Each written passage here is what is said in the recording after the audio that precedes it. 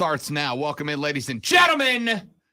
The Rob Brown Show is on your radio. This is the Fan Upstate. How do you do, Upstate South Carolina? How do you do, America? Hello, world. Great to be with you.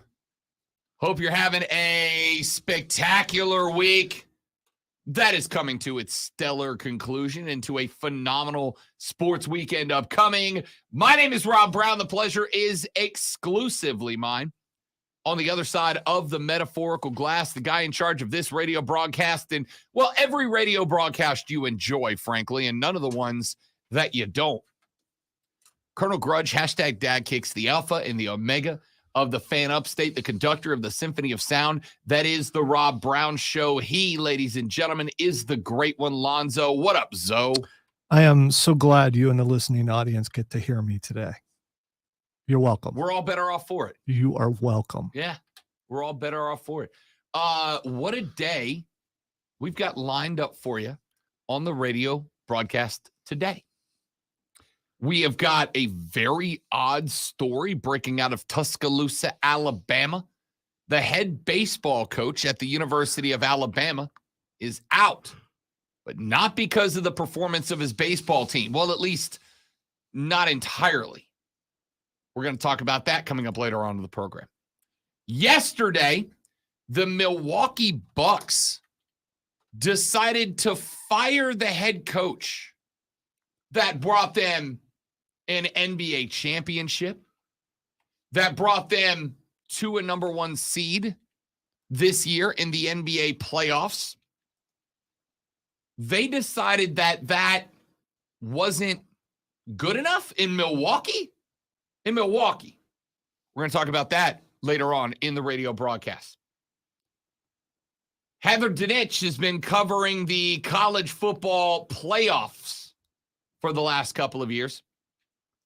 Now, she confirmed some things that we already knew, that is to say the future dates of the college football playoff games, the quarters and semis, which start at the end, not of this season, but next. But she broke those games down and why the NCAA decided to structure it the way that they did. We'll hear from her later on in the radio broadcast. I have been talking for a while now, as we all have, about the Major League Baseball rules and the fact that they were going to require some tinkering, some adjustments as we went on, because there's always going to be unintended consequences when you try to create new rules and regulations, and a potentially dangerous situation took place yesterday that could have been avoided, but the new rules made it unavoidable. We're going to talk about that and see how you guys feel regarding the potential for a rule change based on that scenario. So that's coming up later in the show. Speaking of baseball, Shohei Ohtani. Now, for those of you that ain't baseball guys, ain't baseball gals, you probably still know who Shohei Ohtani is. So you know who Shohei Ohtani is. He's doing a video game commercial I saw. Yes, he is. He is the cover of the MLB The Show video game franchise. He looks really young. Shohei Ohtani is relatively young. Shohei Ohtani is, he is. It's one of those where I saw 28. Yeah, I saw the commercial like yesterday. I'm like, that's a young looking dude. What's he doing on there? I was like, oh, okay, that's Shohei Ohtani. Yeah. Shohei Ohtani. You know, the best all around baseball player in the world, right? Because he can do two things. Oh, he can do everything. Which apparently, you know, I guess if you're a pitcher, you're not supposed to be able to hit, but he can do that, right? Shohei Ohtani, Lonzo, is, yes, the best ball player in the world. Shohei Ohtani is. And I think, for the most part, I kind of avoid saying stuff like this. because I think sometimes it wanders down into I am trying to generate a reaction when someone says something like this. I am guilty of knowing that when I say LeBron is the greatest ball player of all time, knowing that at least some of y'all are going to get fired up, want to talk Mike. Now, I believe it's true. That's why I say it. Be different if I was the guy on TV yesterday that was trying to tell me that Steph Curry is the greatest ball player of all time. Yeah, no, he's not. And you know he's not. You're just trying to get a reaction. This I don't say for a reaction. This I say because Scouts honor. It is the honest truth, top to bottom. Shohei Ohtani, Lonzo, is the greatest baseball player to ever live. To ever live. It is not a question. It is a statement. Shohei Ohtani is the greatest baseball player of all time, hands down. No ifs, ands, or buts. End of case. He just is. And I want to talk later on about why, if you are not watching Shohei Ohtani play ball, you are missing out on something that a very, very, very limited number of baseball fans are going to be able to say. How good is his team? Very average. But anybody who's followed ball will tell you that this is the fault of the LA Angels of Anaheim, not Shohei Ohtani. So you're wanting us non-baseball fans to watch a bad baseball team to watch a good baseball player? No, I want you to watch an average baseball team to watch the greatest baseball player who has ever lived. That's what I want. But not great enough to carry the entire team to a win. Oh, no. If it wasn't for Shohei Ohtani, they would be a awful baseball team.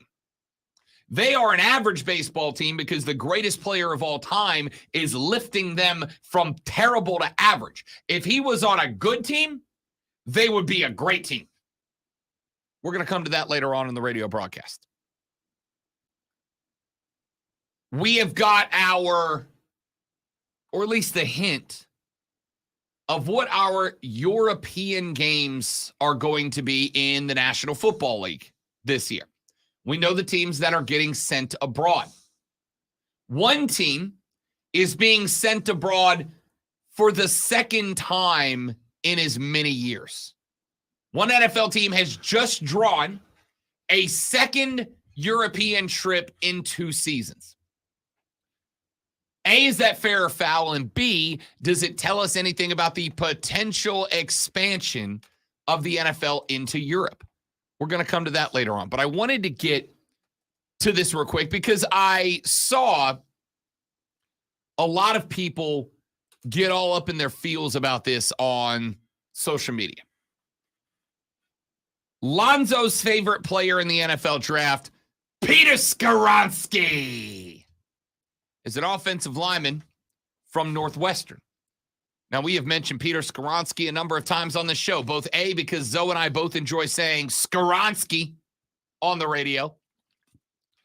B, because Peter Skoronski was in that group of 5 offensive linemen who undertook the how many pounds can you gain in one lunch challenge, which was a blast. We tried that yesterday. 2, by the way. I mean, 2 at least from my weight the night before. Okay, all right. Peter Skoronski got drafted into the National Football League. Peter Skoronski was interviewed by the Atlanta Falcons, including the head coach of the Atlanta Falcons, Arthur Smith. Now, do not get them confused. Arthur Blank is the owner of the team. Arthur Smith is the head coach. Arthur Blank wears a very expensive trench coat usually. Is it more an overcoat? It's an overcoat. I go overcoat. It's an overcoat. Yeah, trench coat has connotations to it. Yeah, it's an overcoat. And by the way, despite my probably cost as much as my house. Probably the overcoat, yes, and your house combined. Despite my intense dislike for the Atlanta Falcons and everything about them. Arthur Blank is an owner I respect. Arthur Blank has done everything he can do to make going to the Falcons game as an enjoyable experience as possible. You still have to watch the Atlanta Falcons, but at least the beer's cheap while you do it. Arthur Smith is the head coach of the Atlanta Falcons. And Peter Skoronski was given a breakdown after the draft. He said, quote, "The head coach was on me the second I got in there. I was giving them generic answers to their questions, and he, Arthur Smith, said, quote, 'You're really boring me right now. Your answers are so boring,' end quote. The entire meeting, he kept looking at his computer. I was kind of laughing to myself and said, 'Sorry, I don't know what you want me to do. I'm answering you honestly,' end quote." Arthur Smith looked a potential first-round draft pick at a position of need, by the way, and said, "You're really boring me right now. Your answers are so boring." And people are really upset about this. They're like, "Oh, that's rude." Well, I think there are expectations because you said he graduated from Northwestern that he'd be very, all his answers would sound like a teacher. For the record, some people, Lonzo, no matter how intelligent or not they are, some people are just boring. And some people are not good at interviews. I mean, Here's what I don't think. I will tell you, I'm very boring. There are some things that Rob really wants to get into that I just kill because I don't do anything. I'm sorry. And Skoronski's like me, Here is not very exciting. We do our job, we do it well. That's what we do. Here's the process that a lot of these guys go through. When they're getting prepped for the draft, they don't just work out a lot. When they get prepped for the draft, they are run through interview after interview after interview after interview after interview, and they're drilled down on the correct way to answer these interview questions. Yeah, they're actually schooled by the people who are prepping them before they do the interviews. Oh, these are the kind of questions you're going to be asked. Here's how you should answer. Correct. Because GMs, before they draft guys, are looking at everything they have ever said and done to get any indication they can get about who you are as a player and as a person. They are trying to not only maximize the amount of talent they get out of you as a player, but they are trying to minimize the amount of drama they're going to get out of you as a person. That is why the Chicago Bears, in desperate need of a defensive tackle, passed up on Jalen Carter at the 9 spot, potentially one of the, if not the best defensive players in the draft, because they knew with everything that he is facing due to that car accident in Georgia that led to the death of 2, there's going to be some drama following that guy. If you're Skoronski, though, I think the answer should have been, "Hey, coach, I'm a lunch pail guy. Do you want your linemen to be exciting? I'm there to be a part of the team and the other linemen. The exciting guys are the guys behind me, the guys I'm protecting. I come to work every day. I bring my large lunchbox. I do my job, and I go home. I am not the guy. If they know my name, it's because I jumped off sides too many times or because I'm in trouble outside of football." How many people can name their starting offensive line on their favorite team? Not many. I know I can't. Yeah, not many. So your linemen are supposed to be boring from a certain standpoint. See, I would not agree with that. I think your linemen are supposed to be arguably the most indicative of the culture of your program. And I look at for instance, the Tennessee Titans. Their offensive linemen are party animals. Can you name them? Nope. I can name Taylor Llewellyn because I love that guy. You mean Lewan? Yes, that's But the one. I think they let him go. They did let him go. Yeah. He is no longer a He Titan. also has a podcast. That's probably why you know. No. It's not. He's a pretty famous podcaster. I know him because he had a reputation of showing up at different sporting events around Nashville. He also wears dad kicks, and that's probably why you remember him. No, it's not. I know him because he was famous for showing up at other sporting events around Nashville taking off his shirt and Stone Cold Steve Austining beers whenever the local home team was doing well. And I love that. The reason I'm a Nashville Predators fan is because a handful of years ago, I went to a Preds game. I got invited to sit up in a booth by a buddy of mine who was an exec with the team. And in the booth next to me was at the time, Tennessee Titans offensive lineman. Hashtag privilege. Correct. No, perks. Hashtag perks of the job. Perks and privilege are kind of the same thing, aren't they? Dad. I'm going against my board here. I got to stop. You really are. You really are. In the box next to me at the Predators game was the entire offensive line of the Tennessee Titans. It was offseason, but they were all up there. And after the Preds scored goal number 4, I think, in the second period, they pulled out of, I don't know, a dead flathead catfish. One of them went mouth to mouth with the catfish. The rest of them started pouring beers into the gills of the catfish, and the dude was chugging the beer out of the mouth of the catfish. Your offensive line is supposed to be, I think, the most representative of the culture that you build. Now, if you are building, like the Patriots, a blue-collar lunch pail football program, then that's the type of lineman you want. If you are bringing a high-energy, high-enthusiasm, we're just having fun and we love it culture, then your offensive line should be boys that want to go to Titans game or go to Preds games and chug beers through a dead catfish. It's all about the culture, the attitude. Right? I get everything you're saying, but saying to a lineman, you're boring. What do you want? I want a guy. I don't care if my lineman's boring as long as he can block 1 or 2 guys across from him, as long as he can open up holes for my running back, as long as he can protect my quarterback. He can be the most bland, boring person in the world as long as he shows up on Sunday and does his job. And obviously, he is one of the guys that you're looking at to be that guy. So you know he's got the talent on the field. So you would pass up on a guy because he's boring as an offensive lineman. That's weird. So I think I know what's actually happened here, and it's this. You want leadership as much as you want stability, especially offensive line. And if you're bringing in a first-round draft pick offensive lineman, I expect you to be a leader on this program, right? I expect you to be a guy that we trust to be a voice and established voice on the O-line. Can you be a leader without being boisterous and drinking beer out of catfish? Yes, you can. Yes, you can.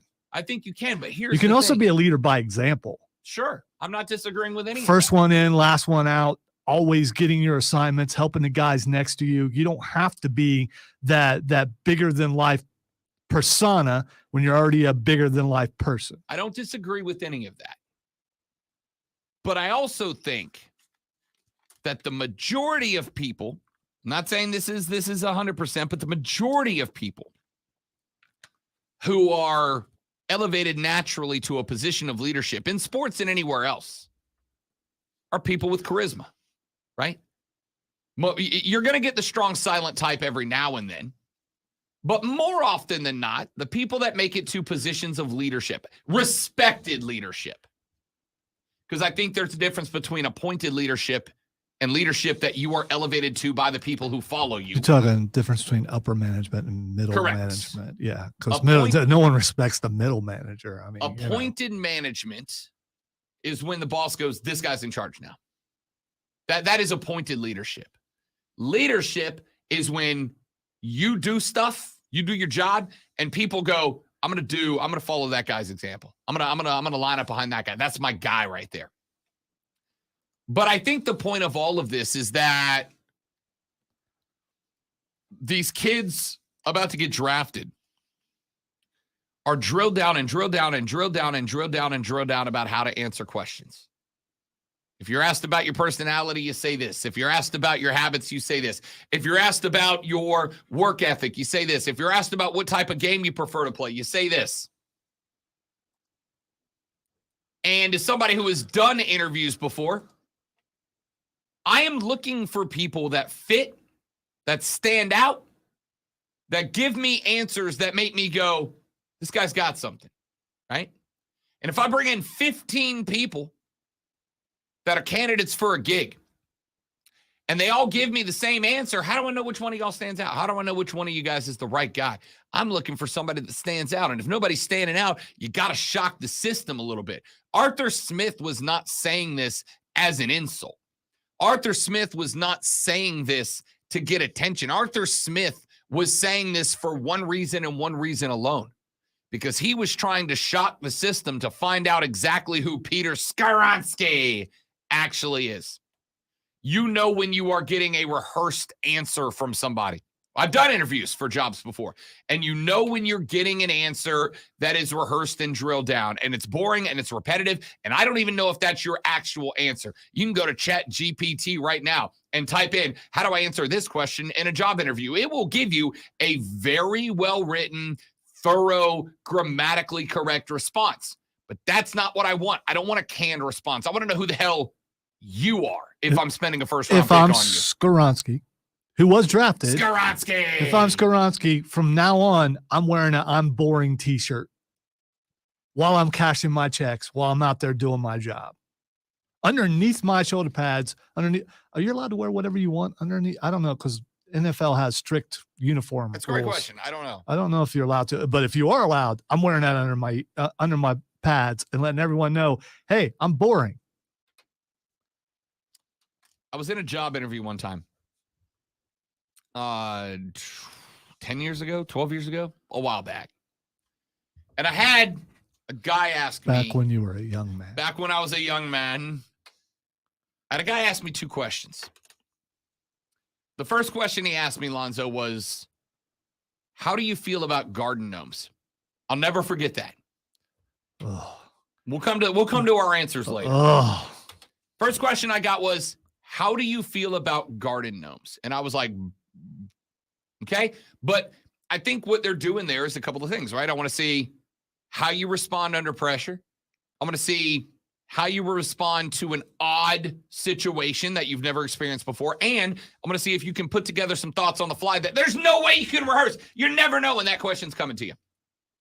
Second question I got was from a guy who asked me, and this was for a finance job. He said, if you put an airplane on a treadmill and the treadmill's going backwards at 50 miles an hour and the airplane's going that way, can the airplane take off? If the treadmill's going that way at 50 miles an hour and the plane's going that way, can the airplane achieve lift? Can it take off? This is radio, so you got to explain that way and this way. If the treadmill is coming towards you and the airplane's going away from you, yeah. If an airplane needs to get it, I think it was if the airplane needs to get to 100 miles an hour to take off, and the airplane is capable of going 125 miles an hour, so it can create enough thrust to take off. But then you put it on a treadmill that's going the opposite direction at 50 miles per hour. Can the airplane take off? Yes or no?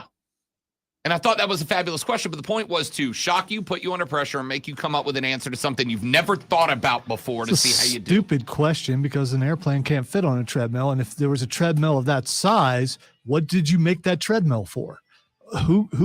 What advantage is that treadmill? I don't know if that would have got you the job or not. Yeah, I don't care. It's a stupid question. It's not a stupid question. It's actually a thought-provoking question. We'll talk about probably not that when we come back. Rob Lonzo and you, the Rob Brown Show's on your radio. It is the Fan Upstate. Got a live read, guys. Stay right here. We will be right back and celebrate a little Cinco de Mayo.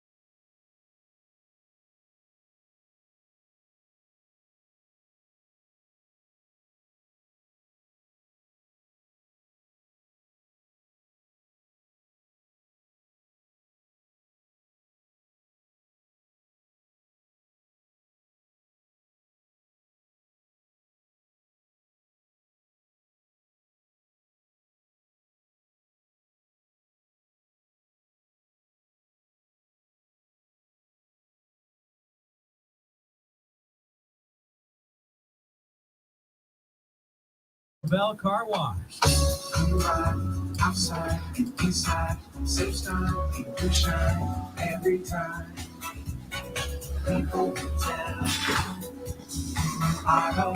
Find your local Autobell Car Wash today at autobell.com. Now, CBS Sports Radio. Here's how to get in the game. On your radio at 97.7 FM, 1330 AM, Greenville. 97.1 FM, 950 AM, Spartanburg. Listen on your phone. Download the Odyssey app and search The Fan Upstate. There's a whole lot more to know about sound, but you really want to go into the subject. James, Zach, Skrilla, Steven, what's up, everybody? Speed, velocity of an unladen swallow. African or European? I don't know. Ah!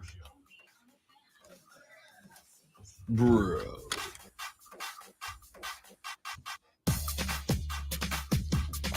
By the way, the answer is yes, the airplane can still take off because the wheels are not driven by the motor. The plane is still going to move forward at its entire velocity. The wheels are just going to spin faster on the runway. That's all. The plane will still reach takeoff velocity because it is not the engine driving the wheels like a car. The engine pushes the body of the plane forward. The wheels are free spinning. I'm more interested in your answer to the garden gnomes question. My answer to the garden gnome question was they are not appealing to me. However, I can understand people who like them.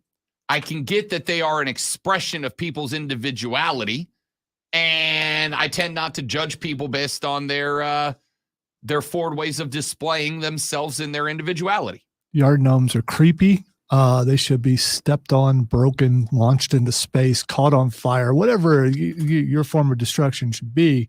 Yard gnomes they're just creepy.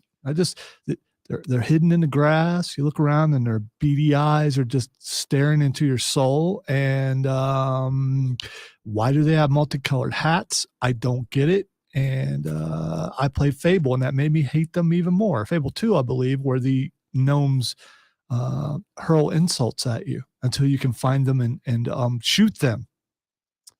I had one that was I did have one for a while sitting by my front door in my old condo. That was a very happy, big, smiley garden. Was it a gnome. Saints garden? It was not. Okay, just checking. Did get my mom one of those. Rhonda does have one of those. I had a garden gnome. I'm not changing my stance just because your mom has one. They're creepy. Big, happy, smiley gnome. Very colorful, big smile, holding a sign that said, "Go away."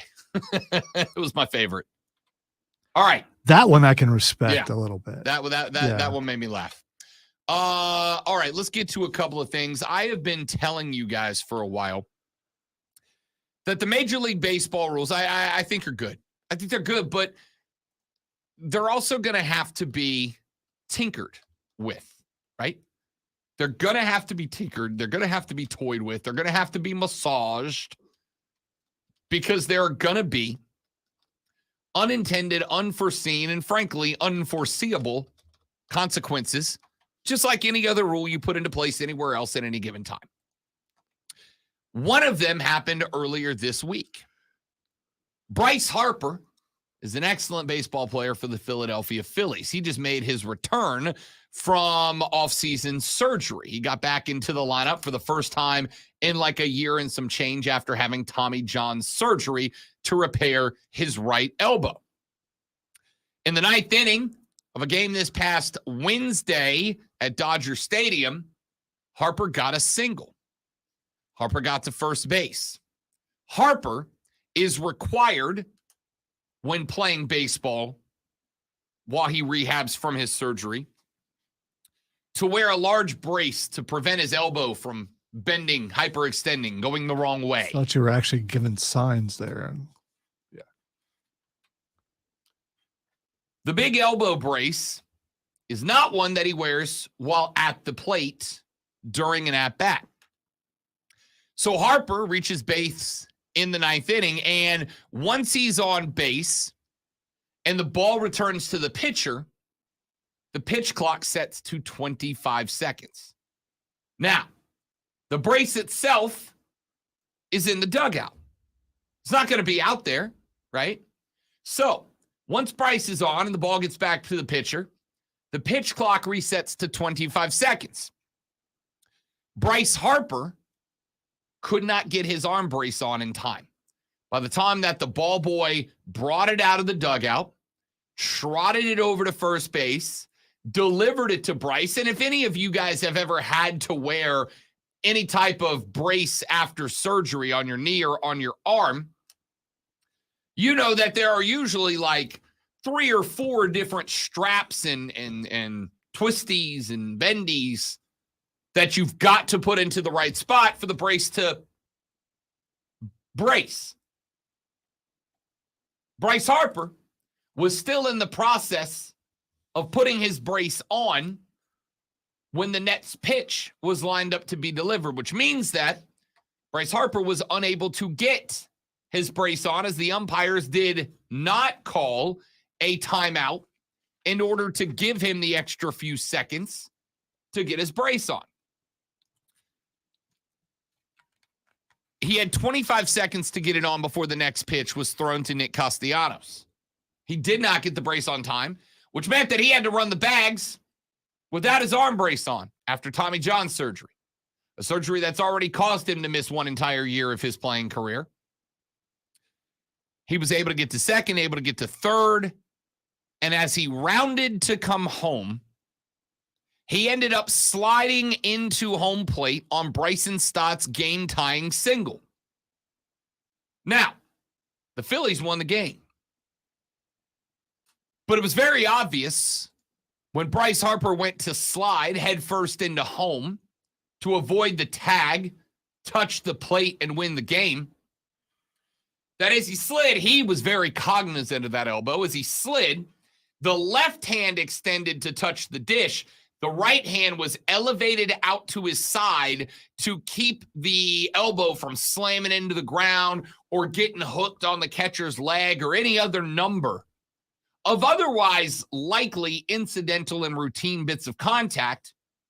But to a guy that is still technically recovering from Tommy John surgery, could be quite dangerous, could undo that surgery and cost him yet another year. Rob Thompson, manager of the Phillies, said, quote, he didn't have time to get his guard on in the 9th inning, and that scared me a little bit. Really, they should amend the rule to a certain degree to have a superstar or anybody who has an issue with the guards or whatever, just give them extra time, have a feel for it so they're not going to injure them. He didn't have time. Casty had to call timeout. He saw him struggling, and Harper still didn't have the time to get it on. He had to throw it to the first base coach. Do you want to waste a minute so you can keep a superstar in the game? End quote. Now, Harper said he and the Phillies have taken the issue all the way up to Rob Manfred, but was told there will not be more time permitted for him to put on the brace. The rationale is that it would be a slippery slope as players could begin utilizing different braces and pads and whatnot in order to buy the next batter more time. Here's the thing. I get what he's saying, right? Because if you give Bryce Harper an extra, let's say, 20 seconds to get his brace on, well, if Trey Turner comes up next and gets on, Trey can call for the base mitten. I don't know if you've seen this. A lot of the guys now, they're wearing what look like mittens on their hands when they run the bases, but they have a reinforced metal plate in them. That way, when you slide and you touch the base, you don't risk dislocating a finger, right? Which makes sense. You catch that left pinky on a base sliding by, thing gets knocked out of whack, you're done for the day, maybe a couple of days. So they put a metal plate over it. That way, when you hit the bag, the metal plate hits the bag and your finger don't dislocate. Well, you're not going to go through an AB with the base mitt on. You're going to wait till you get on first. But if Bryce got a minute to put his brace on, now Trey Turner or Nick Castellanos or whoever is up next in the lineup, they could get on the base and go, timeout, I need my running mitt. Do they get an extra 20, 25 seconds to put their mitt on? And if so, does that mean that all 9 batters, when they reach base, can effectively call for another half minute, which gives their next batter up, plenty of time to adjust, to woo-saw at the plate, etc. So I get the concept of it, of why you don't want to do that. But I think the argument is valid.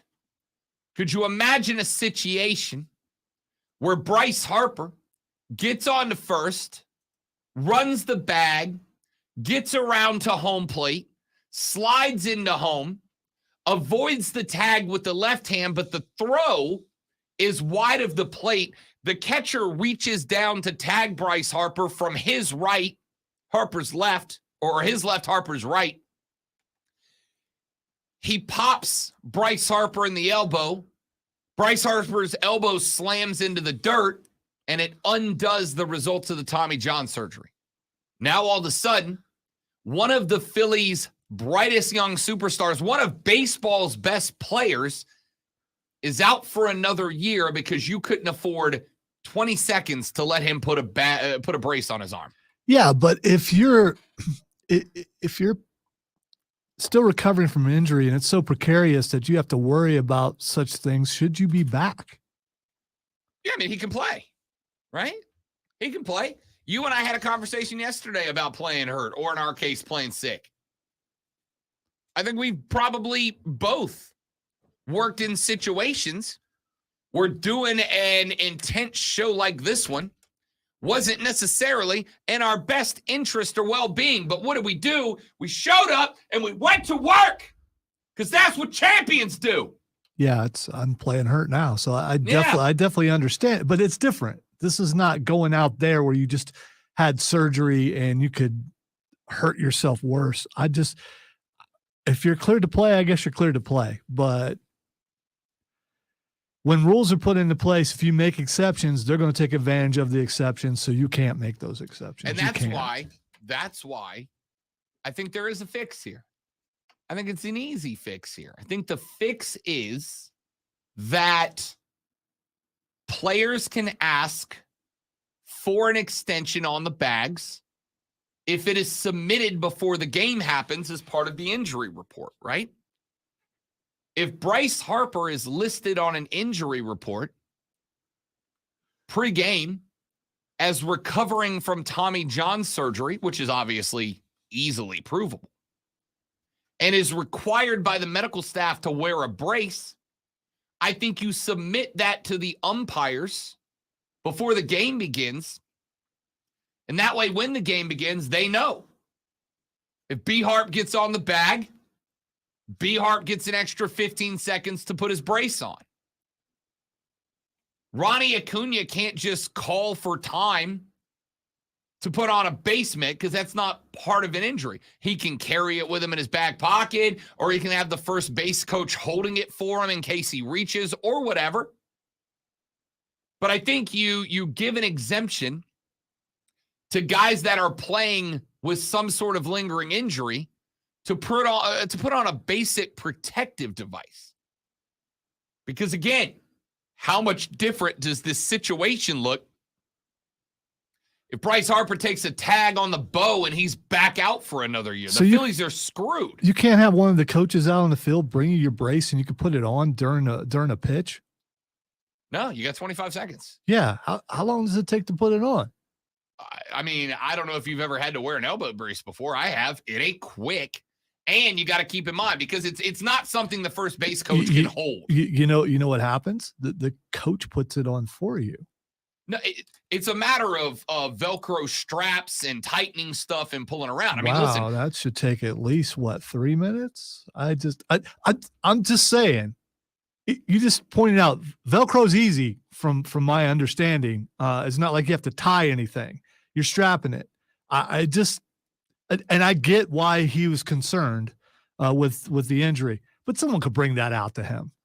Not in 25 seconds for the ball boy, even if, let's say, for the sake of the discussion. As lame as I am right now, talking about my leg, not my personality, although you may think otherwise, I can get down the hall in 25 seconds. So the 25 seconds has to include the ball boy, and let's say for the sake of discussion that he is ready. He's holding the brace, and he is standing at the top of the dugout stairs in a sprinter stance, ready to go. The 25 seconds includes the ball boy getting the brace from the dugout to first base. It includes Bryce putting the base on. And keep in mind, the pitch clock is not 25 seconds, then we start play. The pitch clock is the pitcher has 25 seconds to throw the baseball, which means that when the ball gets back to the pitcher can step on the rubber and get set. There can't be a ball boy on the field at that point, which means Bryce does not have 25 seconds to put on the brace. If he's going up against, let's say, Spencer Strider, a guy who is getting rid of the ball with 13 or 12 or 11 seconds on the pitch clock, Bryce has got 12 or 13 seconds to get the brace from the dugout, to get the brace up on his arm, secured in position, 1 strap, 2 strap, 3 strap, adjusted to where he's comfortable, and he's got to do all that before the pitcher throws, or else it is an automatic strike on the batter. Okay, so here's the thing. If you need the brace to run, but you don't need it to hit, then, I mean, don't let him hit. Yeah, I'm not, as a GM, yeah, no, he's going to hit. He's one of the best hitters in baseball, right? He's one of the best hitters in baseball. I'm not letting my guy go to the dish when he's cleared to go to the dish. And he's cleared to run. He just needs the brace. There's nothing wrong with that. It just sounds like someone who's unhappy with the rule and is trying to get exceptions because he's him. And it's just not working. I mean, it just, if they make an exception for him, the next guy's going to have, well, I have a knee thing and I got to do, my toupee may come off. I mean, there's just so many different things that you could do. It just, no. I get the concept. That's what I was saying is I think there's a way around it, but it requires people submitting this before games start. Rule's a rule. Stick to the rule. You don't like the rule, find a way around it yourself. Learn how to hit with the brace on. There is nothing wrong. Or deal with the fact that you're going to have to run out there and not have time. The dude didn't break the rule. He ran without the brace. Right. He did. You can follow the rules, but still have a damn good argument at why the rule should not be a rule. I'm following it. I'm doing what you're asking me to do, what you're requiring me to do. But your rule sucks and I want it changed. So you want baseball to slow back down so he can put his brace on? No. That's what, wouldn't it slow Bryce down? Harper, if he has a great game, gets on base 3 times. I'm asking for 10 more seconds. That's slowing it down though.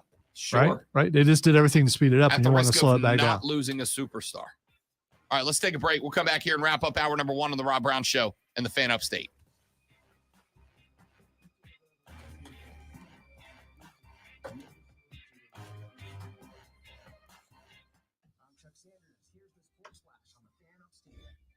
Center field, he just taught another one how to fly. Marcelo Zuna, another home run. Pretty tricky with the call. 6-3 the win over the Marlins on Thursday. Marcel Ozuna homered for the 3rd time in 2 games. Ronald Acuna Jr. stole his lead, leading 15th base and a 3-game sweep. Nelson also homered for the Braves, who have won 5 of their last 6. Elsewhere, the Nationals beat the Cubs 4-3. The Orioles with a 13-10 win over the Royals. The Red Sox beat the Blue Jays 11-5. How do you build a new layout? Tonight, the Hurricanes host the Devils for Game 2. Does someone have to build it for you? I'm talking about on StreamYard. No, I can do it. No. I want to know if I can do it. I mean, it's awesome if you can do it. I'm asking you how to do Yeah, it. you can do it. You just need to learn. You can Google. I don't know exactly what they are, but you can Google the dimensions of. So I use Canva.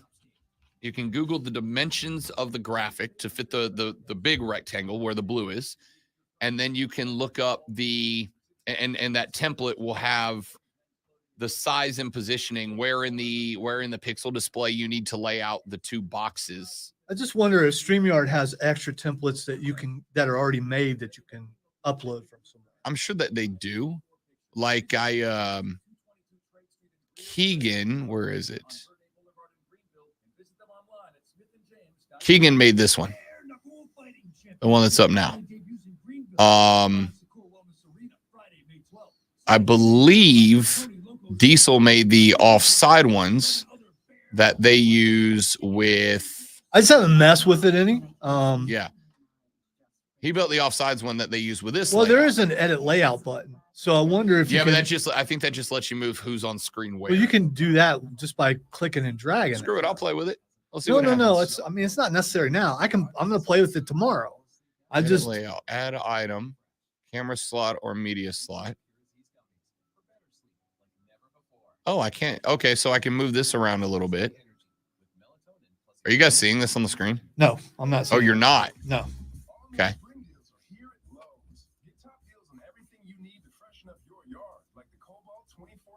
So you can add another camera slot.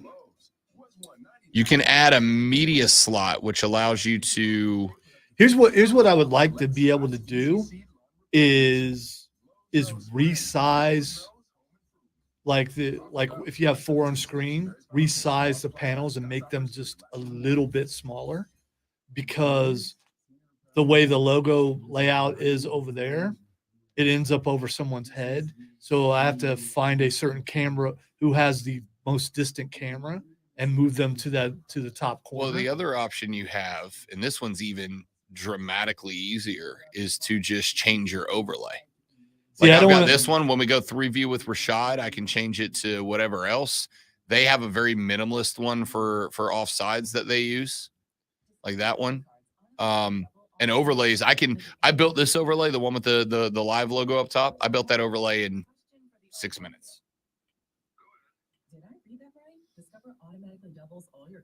I just want to play around with it. I just now noticed the button because my cursor was over it. I never looked at it that close, and it's like, okay, I could do that. And then I noticed the edit button next to it. I think I'll play around with it some tomorrow. From the Ingles Market Studio. Upstate, 97.7 FM Greenville, 97.1 FM Spartanburg.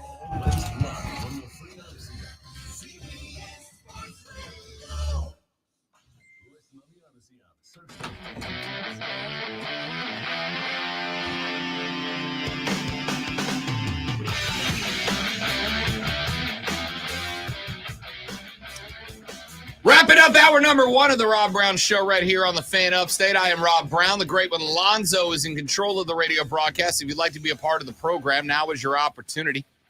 844-326-3663, 844-326-3663. Text us at 71307, 71307. Start your text with Fan. Why would you start your text with my name? Actually, you know what you can do with my name? If you text 71307 and you text Fan Brown, it will send you a link that will allow you to download and listen to the most recent edition of the radio broadcast. So text, if you want it, Fan Brown to 71307, 71307, Fan Brown, and it will send you a link to download and listen to the most recent version of the radio broadcast so you don't miss a moment of the show itself. All right. I got a bunch of stuff coming up in the next hour of the show. Steph Curry last night was a point guard, y'all. Not a shooting guard. He was a point guard, and a pure point guard. 12 points last night? Yet, the Dubs ran the Lake Show out of the building.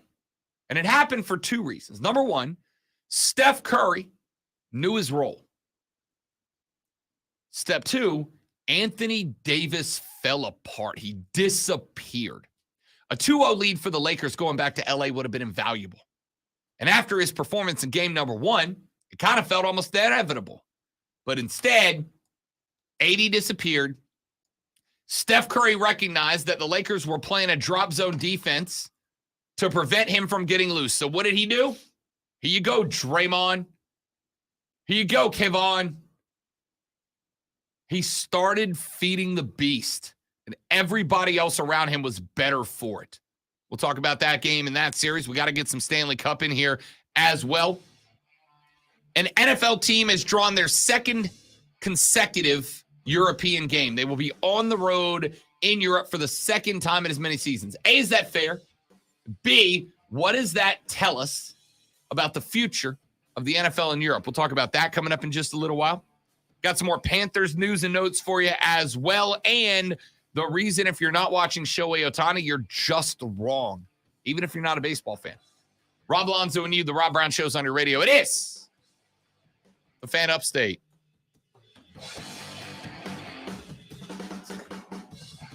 I looked over to see that I was a character in a music video there for a second. Oh, that button. You know, with a... I was doing that because Kevin said he couldn't see me. So when you were messing around, I guess I must have disappeared, but it didn't disappear on mine. So It didn't disappear on mine. If we did that, but with an overlay...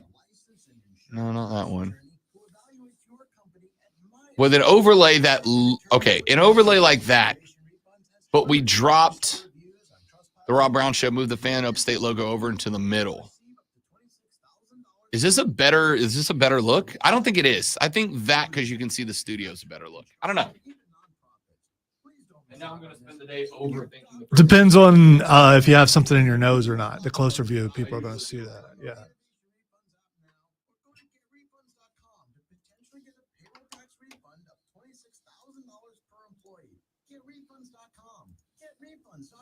If you're hiring, it can feel like you're trying to find a needle in a haystack. You can hope the right person comes along, or you can just use ZipRecruiter. And now you can try it for free at ZipRecruiter.com/radio. In fact, ZipRecruiter has helped a lot of business owners find their needle in a haystack, like Marco, president of operations at Telly Tires and Auto Centers. Because Telly Tires has grown a lot in the last few years, Marco needed to hire everyone from a receptionist to a store manager to a head mechanic. ZipRecruiter helps you find all the right people, even the most difficult jobs. I don't know. This is a weird thing to ask, but since it was brought up, do you obsess over nose hairs? Do you think that, oh my gosh, there's one nose hair showing in the back of my nose, I need to get rid of that because I'm on video? Steven, it was a great movie. Not good, not okay, not eh. It was a great movie. So if you can go see Guardians of the Galaxy 3, you should go see it for sure.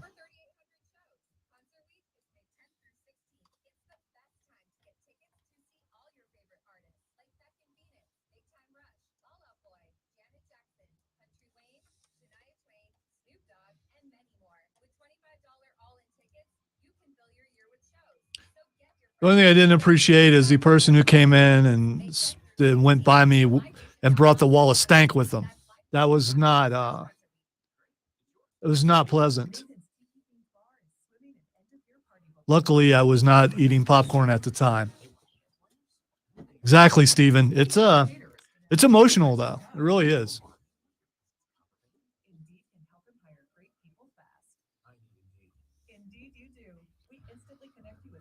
Definitely for probably being the last one. It was a good send off for a lot of people.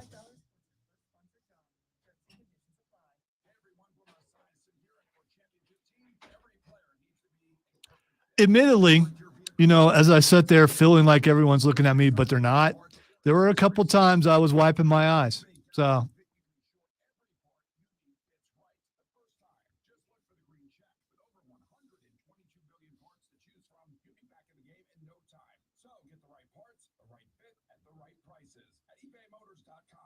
Let's ride. Eligible items only. Exclusions apply.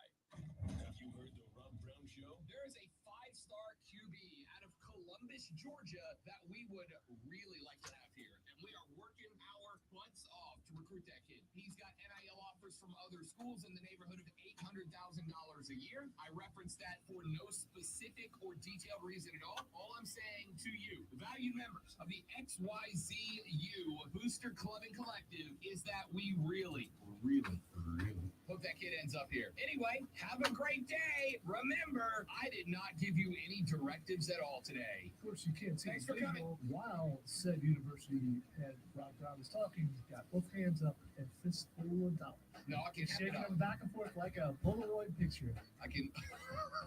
Coming up next on the show, Lonzo does Outcast. Hey, I know it's time for a break. Sorry, Miss Jackson. Same great show, new time. Now 19 noon, only on the Fan Upstate. On CBS Sports Radio. I'm on my second planet, Josh, and I don't like the second planet because platforming. And I know it's part of the game, but oh no, I missed that. I'm sliding all the way to the bottom and have to do it all over again. There are times on this game where you really have to think, how in the world do I get up there? Or where am I supposed to go? What am I supposed to do? Which is what these games are good for. But there's nothing worse than climbing all the way near the top of something, missing a jump, and then sliding all the way back down again.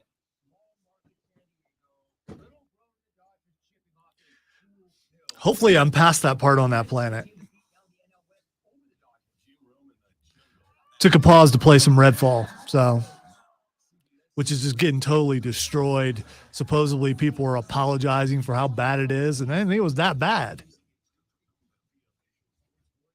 Now people are worried about Starfield because Redfall was so bad, and it wasn't that bad.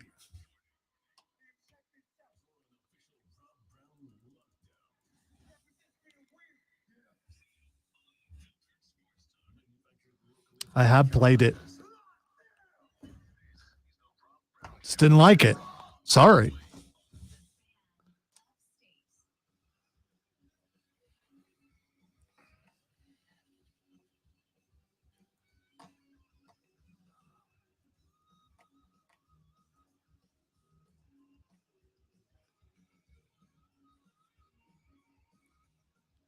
When you get pressed on Facebook to, hey, it's this person's birthday, like over and over again.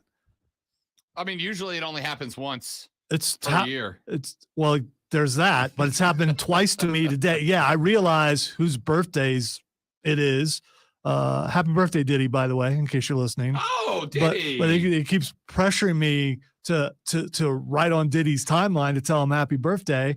And Facebook don't tell me what to do. It's nice to be polite, though, Lonzo. Yeah, but I mean, more so on this day than any other day. I wonder if they have the algorithm rigged to make sure, hey, I want people to wish me happy birthday. The AI overlords are on the way, buddy. They are.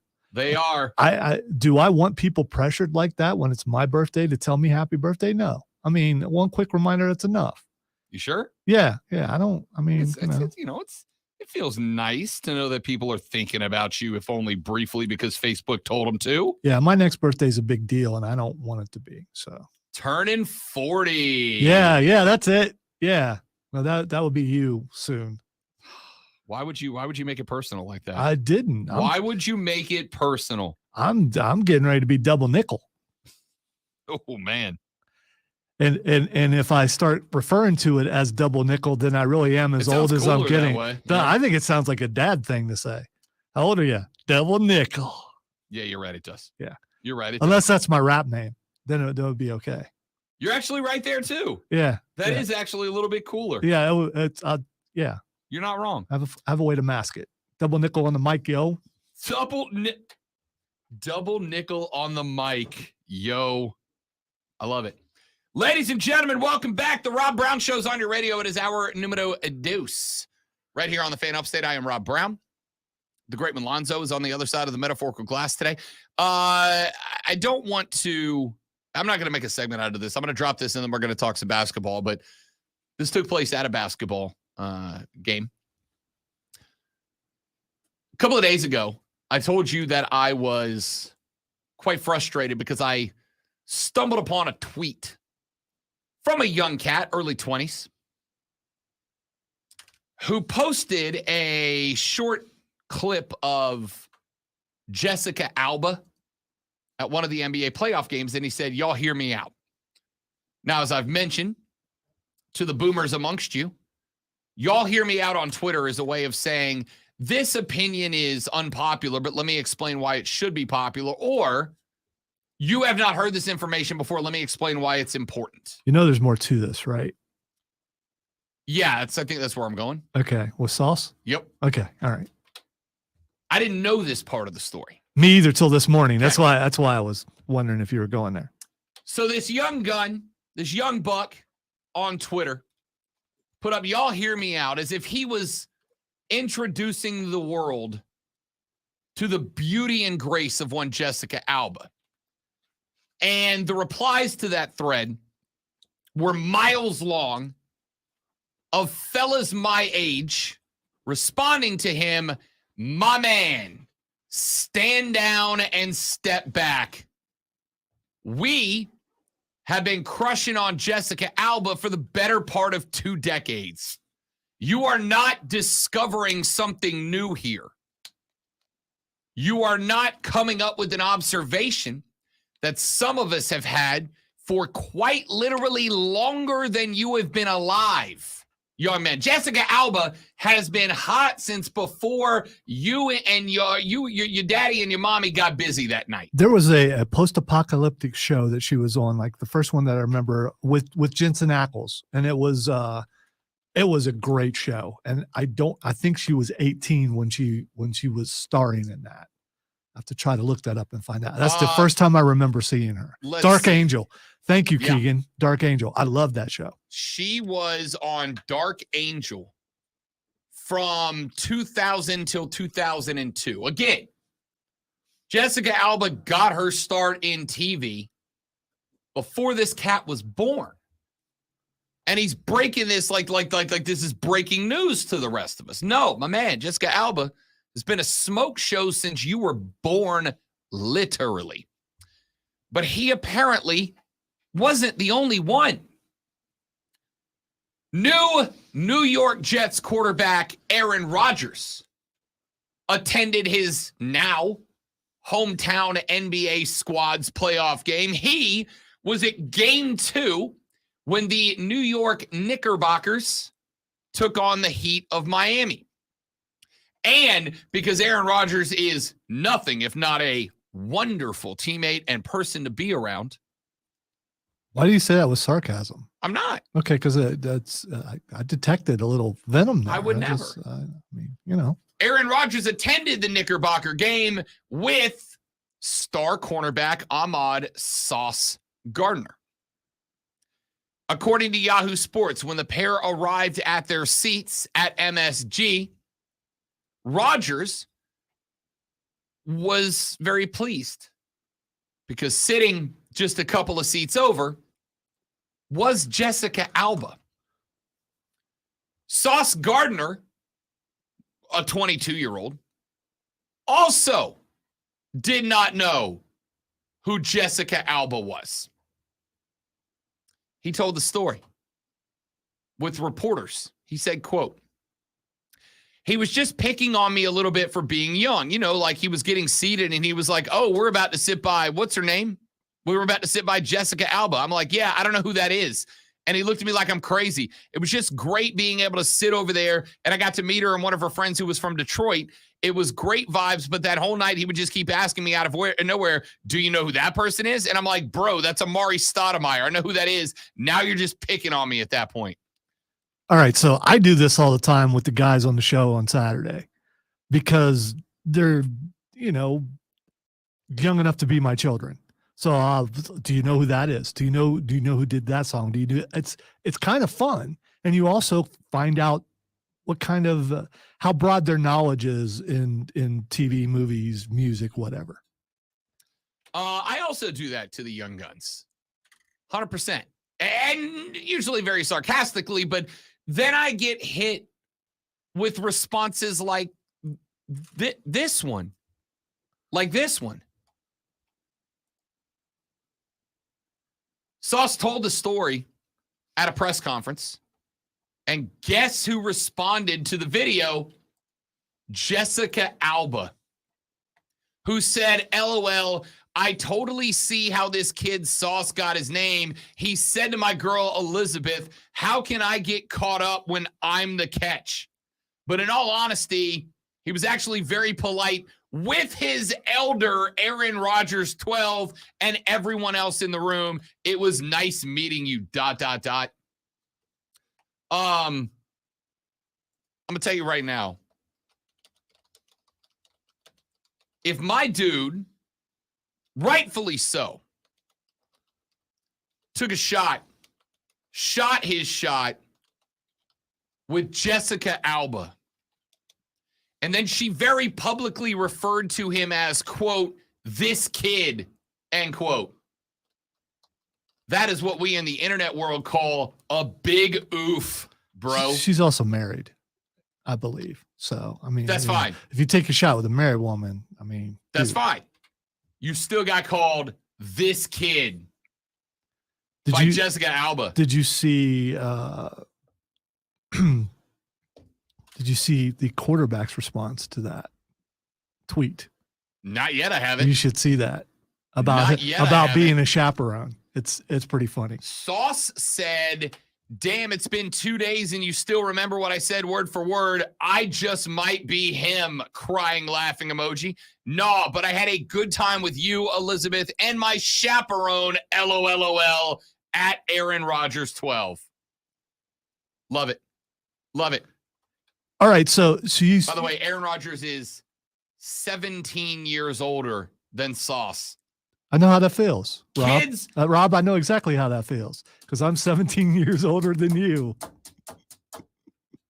man, imagine shooting your shot with Jessica Alba and her girl and getting hit with This Kid. I don't think Aaron Rodgers is getting enough credit for what he's doing with the kids on the team and going out and hanging out and getting to know the team.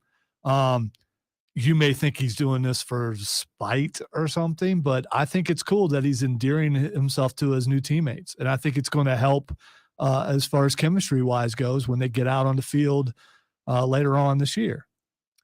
Oh, listen,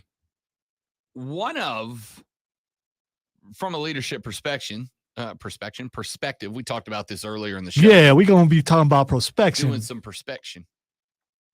One of the things you recognize in leadership is if you only go to someone when you need something from them, they're not going to give you their all. They're just not. You got to be involved. You got to be involved with them all the time. You've got to establish a relationship with them outside of, here's the problem, you're the one that fixes it, fix the problem. And I think that could be wrong, but I think that Aaron Rodgers is in a position where he recognizes 2 seasons left, maybe 3. Aaron Rodgers needs the Jets to be good if he wants to solidify the legacy with one more ring before he calls it a career. The Jets under Robert Saleh are a team that I think, despite losing, what was it, their last 6 in the regular season, are a young team that lost because they didn't have a lot of experience down the stretch. And Aaron Rodgers sees that, just like all the rest of us did. So the goal now for Aaron Rodgers is to help fix that. And the best way to do that is get it to where your rooks see you as a coworker less than a diva, right? Aaron Rodgers could come in and make the argument or the impression that he's a diva. I'm here because this is where I wanted to be. I am here because I'm so good that they wanted me here too. I am here. This is my team now. But instead, he's sitting courtside with Sauce, helping Sauce shoot his shot with Jessica Alba. The ultimate wingman, Aaron Rodgers. I respect that. I respect that a lot. I respect that a lot. That is how you get a dude to be willing to scrap for you. I wonder if Sauce knows any of the women that Aaron Rodgers has had relationships with. The famous women. The famous ones? Like Danica Patrick. Let's see. Olivia Munn is 42, so no. How old is Jessica Alba? She is... I thought we said like 42 also. Yeah, 42. So he doesn't know Olivia Munn. Us nerds know Olivia Munn from the old G4 network. And she's been in a bunch of movies, including X-Men. X-Men, yeah. Yeah, that's it. So I don't know, man. And I believe she was in Magic Mike, which I've never seen, but I know she was in it. Keegan said, A-Rod and Sauce helping each other score. I'll tell you what, man. No, Aaron's in a relationship with a witch, I believe. Or that's what they say. I believe she's a pagan. I think that's different. Or is she a Wiccan? Well, you'd be able to tell me what's the difference between a pagan and a Wiccan. A pagan traditionally is going to be someone who is considered more in tune with nature, whereas a Wiccan is somebody who more believes in Black magic? magic of Yeah. the not necessarily black magic. Well, okay, But so magic, Wiccan would just describe magic the in whole general. thing. So you'd be a white witch or a dark witch, I suppose. Let's see. A Wiccan. Let's just go ahead and It's Friday. Why not? yeah, it's we get weird on Fridays. Wicca is a modern neo-pagan syncretic religion. Scholars of religion categorize it as both a new religious movement and part of the occultist stream of Western esotericism. It was developed in England during the first half of the 20th century, introduced to the public in 1954 by Gerald Gardner, a retired British civil servant. Wicca draws upon a diverse set of ancient pagan and 20th century Hermetic motifs for its theological structure and ritual practices. So all Wiccans are pagans, but not all pagans are Wiccans. Clarification. Love that. I mean, I feel like it's important that we get to know Aaron Rodgers' girlfriend, you know? Paganism is described by a modern religious movement incorporating beliefs or practices from outside the main world religions, especially worship of nature. All right, so his girlfriend refers to herself as Blue, BLU, of Earth. You know, I'm Googling that. Oh, that's literally her name. That's what she goes by. Yes. She goes by Blue of Earth. Fine by me. I am Rob of Earth. And if you look at pictures, Aaron definitely has a type. Does he? I think so. Yeah, I mean, like, attractive. Well, there's that, but I mean, they kind of could all be sisters. Maybe in Wicca. I don't know.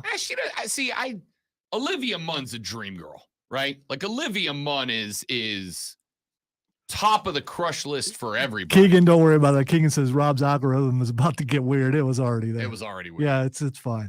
It was already weird. And someone in engineering understands what we're looking up all the time because he does the same thing. Yeah. So I mean, we're good. Yep. By the way, there is a solid way to determine if Aaron's girlfriend is actually a witch. Does she weigh more than a duck? Does she float? Yeah. If she weighs more than a duck, she's a witch. All right. That's enough of that. Let's take a break. We come back here in just a minute. We'll stop screwing around. No, we won't. We'll just screw around with other I've stuff. got Burn the Witch stuck in my head now. I don't know if you know the song. She turned me into a newt. A newt. I got better. The only show in the upstate, ladies and gentlemen, where you're going to bounce back and forth between hot and accurate sports takes and Monty Python quotes. You're all welcome. I'm Rob. He's Alonzo. The Rob Brown Show's on your radio. It is the Fan Upstate. A newt. I got better. So I was hoping someone wouldn't say what I think it was Luke said about my board. So now I'm going to have to change it. About your board? About my board, Oh, gotcha. Yeah. Fair. I mean, it was a risk because the words are similar. I don't find that offensive. Well, I'm not worried about you. I'm not worried about you.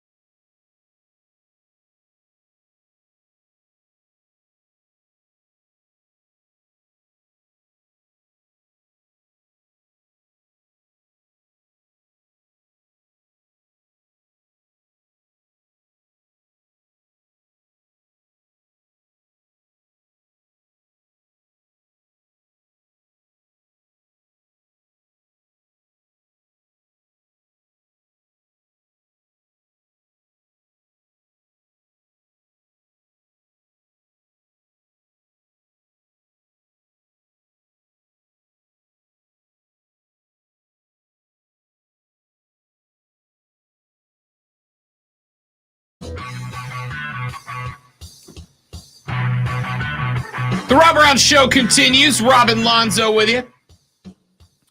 We are beginning to learn some of the teams that will be playing internationally over the next couple of years. The German newspaper Bild has a reporter named Max Schrader. Wait a minute. The name of the newspaper is Bild? Bild. It's German. It's a German Okay, word. okay, all right. And now I'm going to be Googling what does Bild mean in German? Bild means picture. So there The you go. German newspaper picture. Picture. Okay, so giving you a picture with words. Yeah, I'm going to go with it's a metaphorical picture. I mean, I'm sure there are actual pictures. Okay, all right.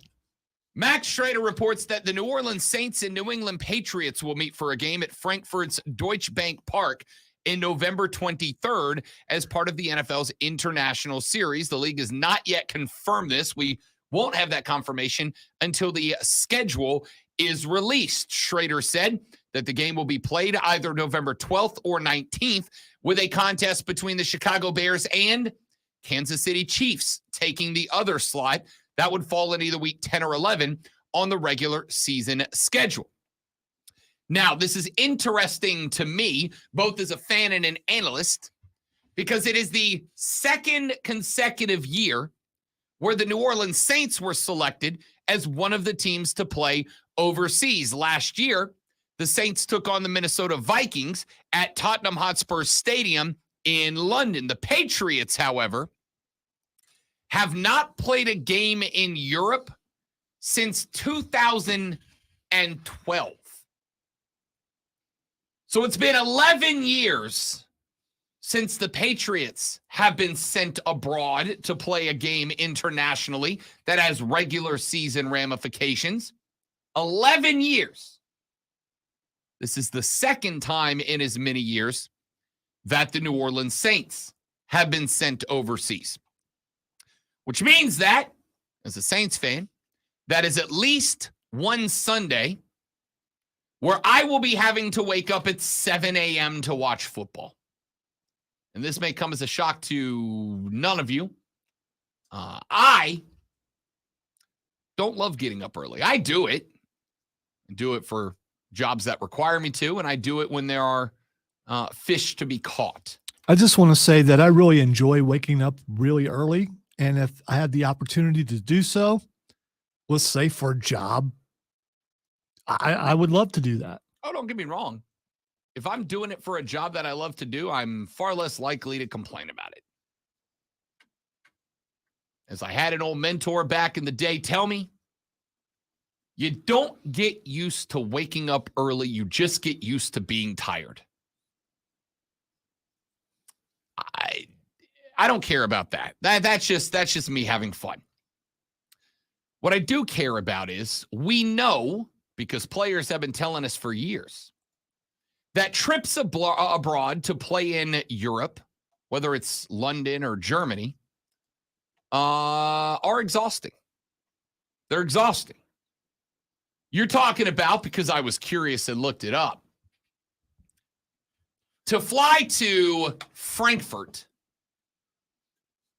is about a 10.5-hour flight. So you're talking about 10.5 hours. Now, 10.5 hours is not the worst thing in the world, especially when you get on the other end and you're at Oktoberfest.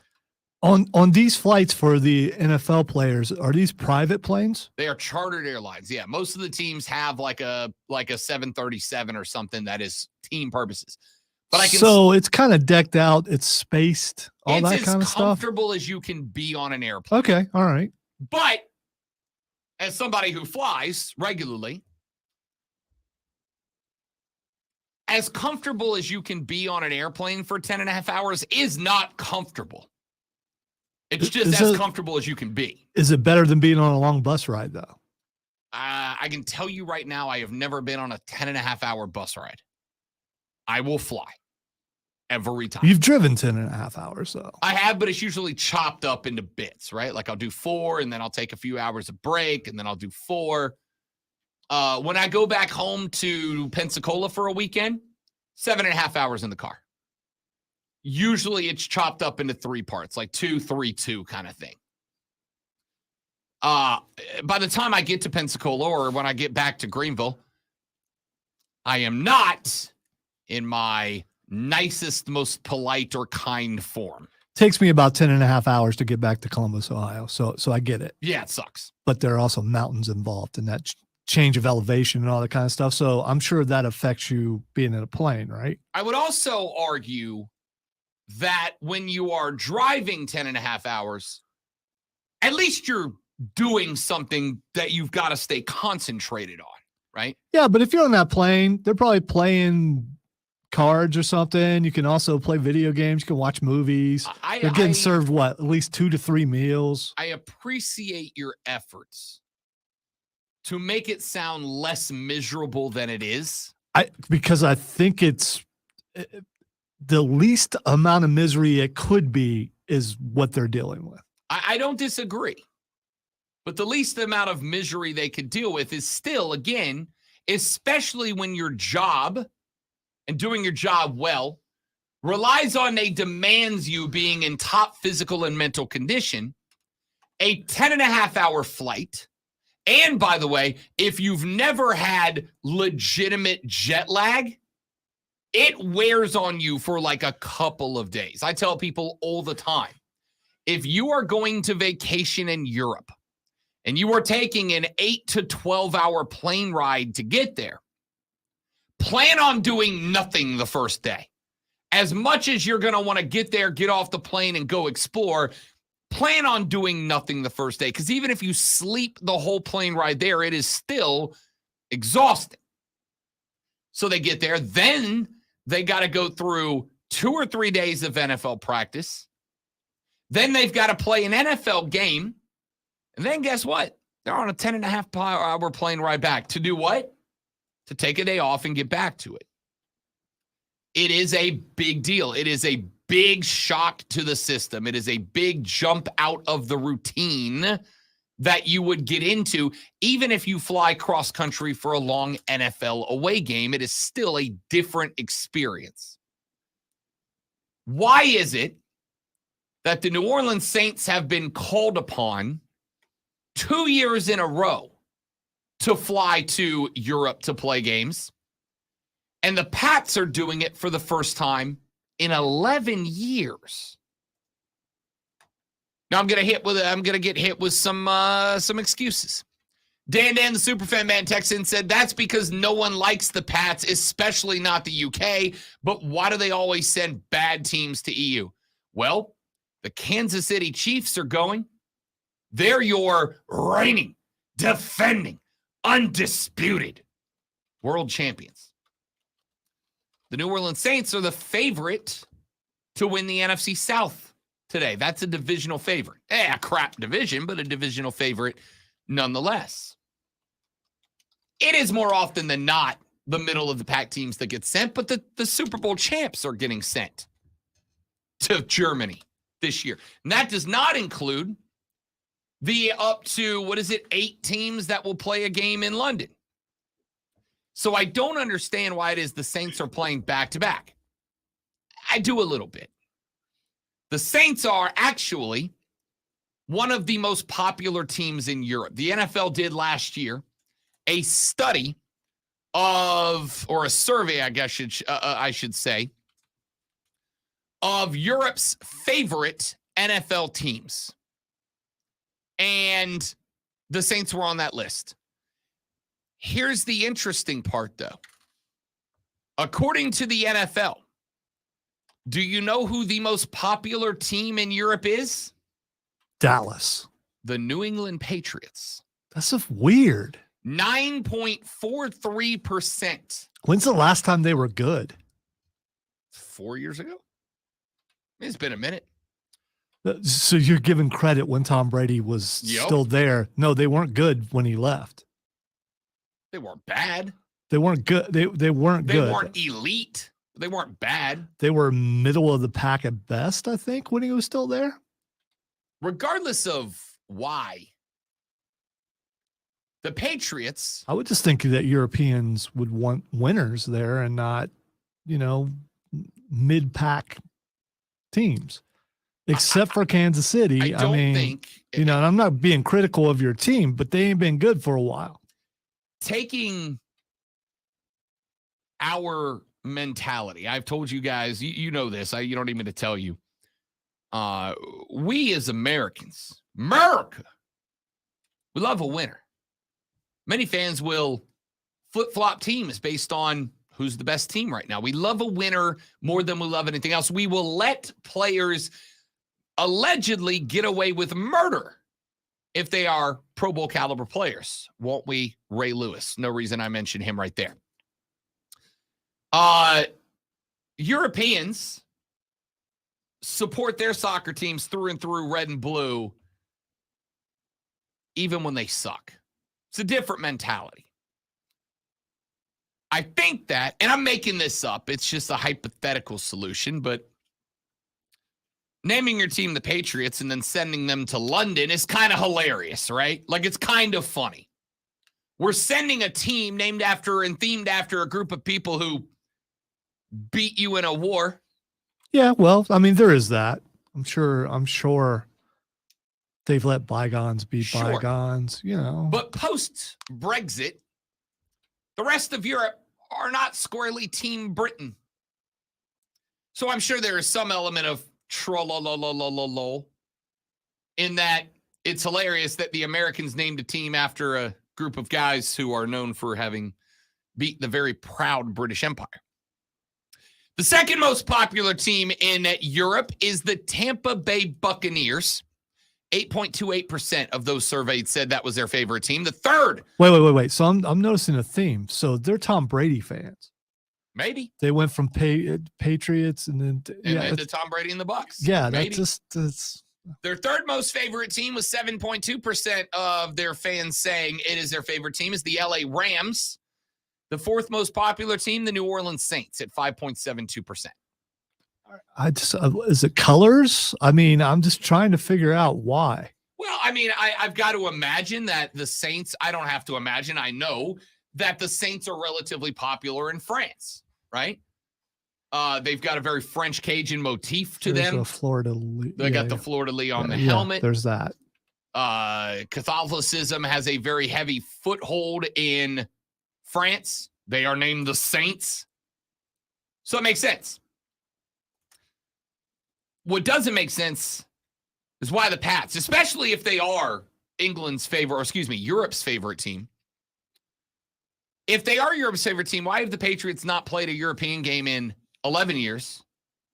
And the Saints are about to play their second in 2, but not in France, in Germany, in Deutschland.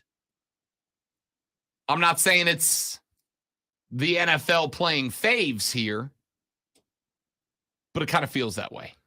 All right, Brandon's saying Super Bowls, guys, come on. Yeah, but when's the last time that the Patriots or the Saints won over a decade? Yeah. Now, granted, that is one more than the Atlanta Falcons have. That's right. There's that. Been a minute. There's that. The Rams have won the most recent out of those three teams. The Giants are number 5, by the way, at 5.02% of fans saying that's their favorite team. I'm not saying it's the NFL playing favorites. I'm just saying it totally is. It completely is. So I can't come up with a reason. It's not you're sending good teams or bad teams because you're sending both, right? With Kansas City going over, you're sending both.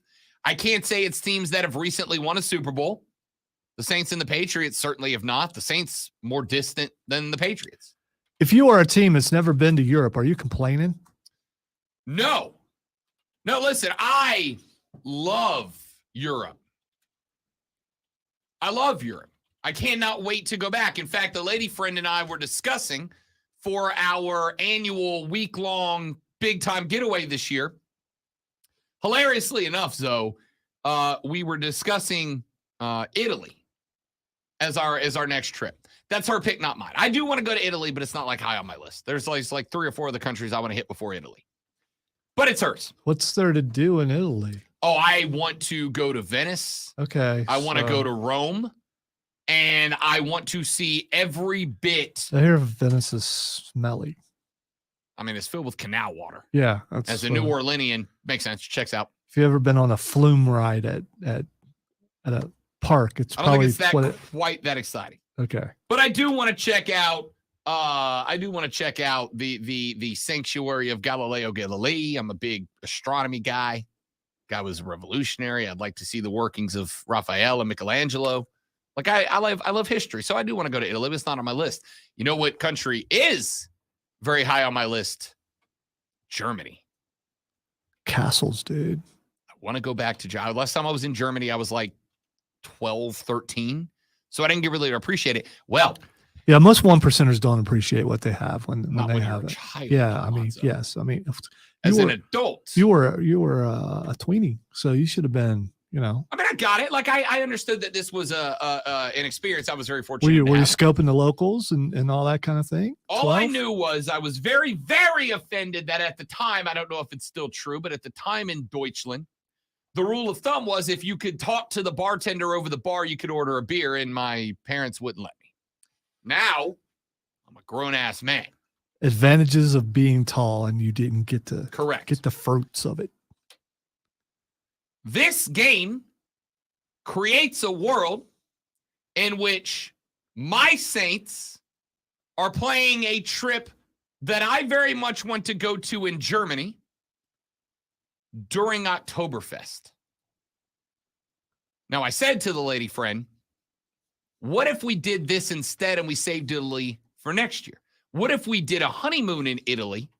That way you get your dream and it's for your honeymoon, and I get to go see the Saints play in Deutschland. And she said, I don't want to fly to Germany. It's an hour shorter than the flight to Italy. Her number one excuse got smacked off the board. I was very happy. Don't tell her she's out of town right now. She's not listening. Don't tell her I said that. Yeah, no way she would be watching or listening. No, no. She's already sending me pictures with a Bahama mama on the sand in the Bahamas. She's fine. Is that like a person or is that a drink? It's a rum drink. Okay, all right. It's a very delightful rum drink. So don't get me wrong. This works out for me. I'm not saying I can swing a trip between here and November to Germany, but I'm damn sure going to try. The passport's ready. Jokes aside, I really don't get it. Why are we going for the second time in as many years and the Patriots are going for the first time in over a decade? I do not understand it at all. The Bills, Jags, Titans will also be playing games in Europe this year. We will find out who, when, and where when the schedule is released in, just a touch over a week at this point. I don't love it. I don't love it. You are sending, I believe, 8 teams abroad? Are there 4 games? 2 in London, 2 in Germany? 2 in London, 1 in Frankfurt, and 1 in Hamburg? I don't remember where the other one is, but there's 2 in 2 different locations in Germany and 2 in London. Why would you not just rotate 8 teams this year, a different 8 teams next year, a different 8 teams next year, a different 8 teams next year, start the cycle over? It seems to me like you're playing favorites. This doesn't help your image any. National Football League. Let's take a break. When we come back here in just a minute. Alonzo and I have had many conversations about Ryan Day, the head coach of the Ohio State Buckeyes. Lonzo tried to warn me. He said, despite the fact that the Buckeyes made it to the playoffs and were the worst kick in the history of college football playoffs away from defeating the ultimate and eventual national champions, Georgia, that Ryan Day is kind of on the hot seat because of a couple of losses to the Michigan Wolverines. Well, an NBA team said, hold my PBR, bro.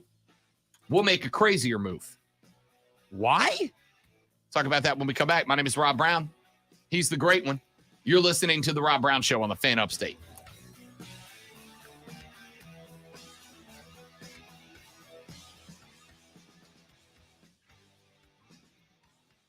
It's time to retire the board permanently. No. Yes. Why? Because Because people make jokes? yeah, but the jokes could lead to something else. And Anytime you go live on any platform, that's a risk. Yeah, You just but- have to monitor yeah, and but- censor. but where they're going. Be right back, guys.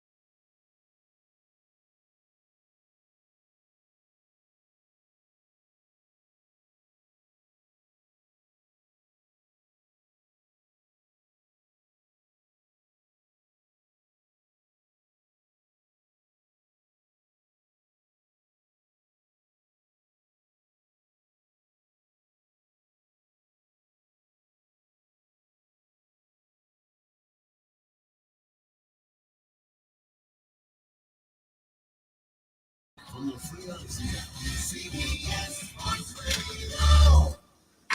Always streaming wherever you are on the Odyssey app. Make the Fan Up.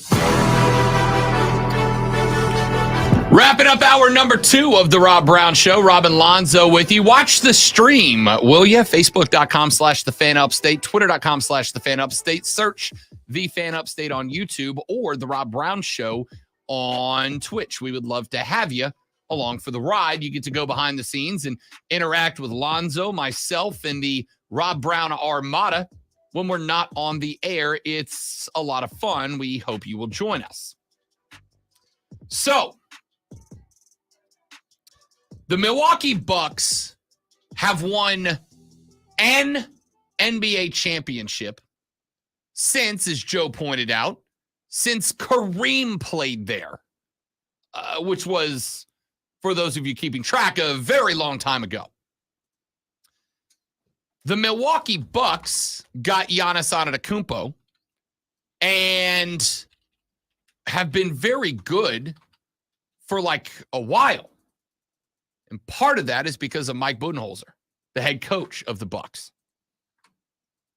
Now, there are some coaches that get great players and can't manage the team around them.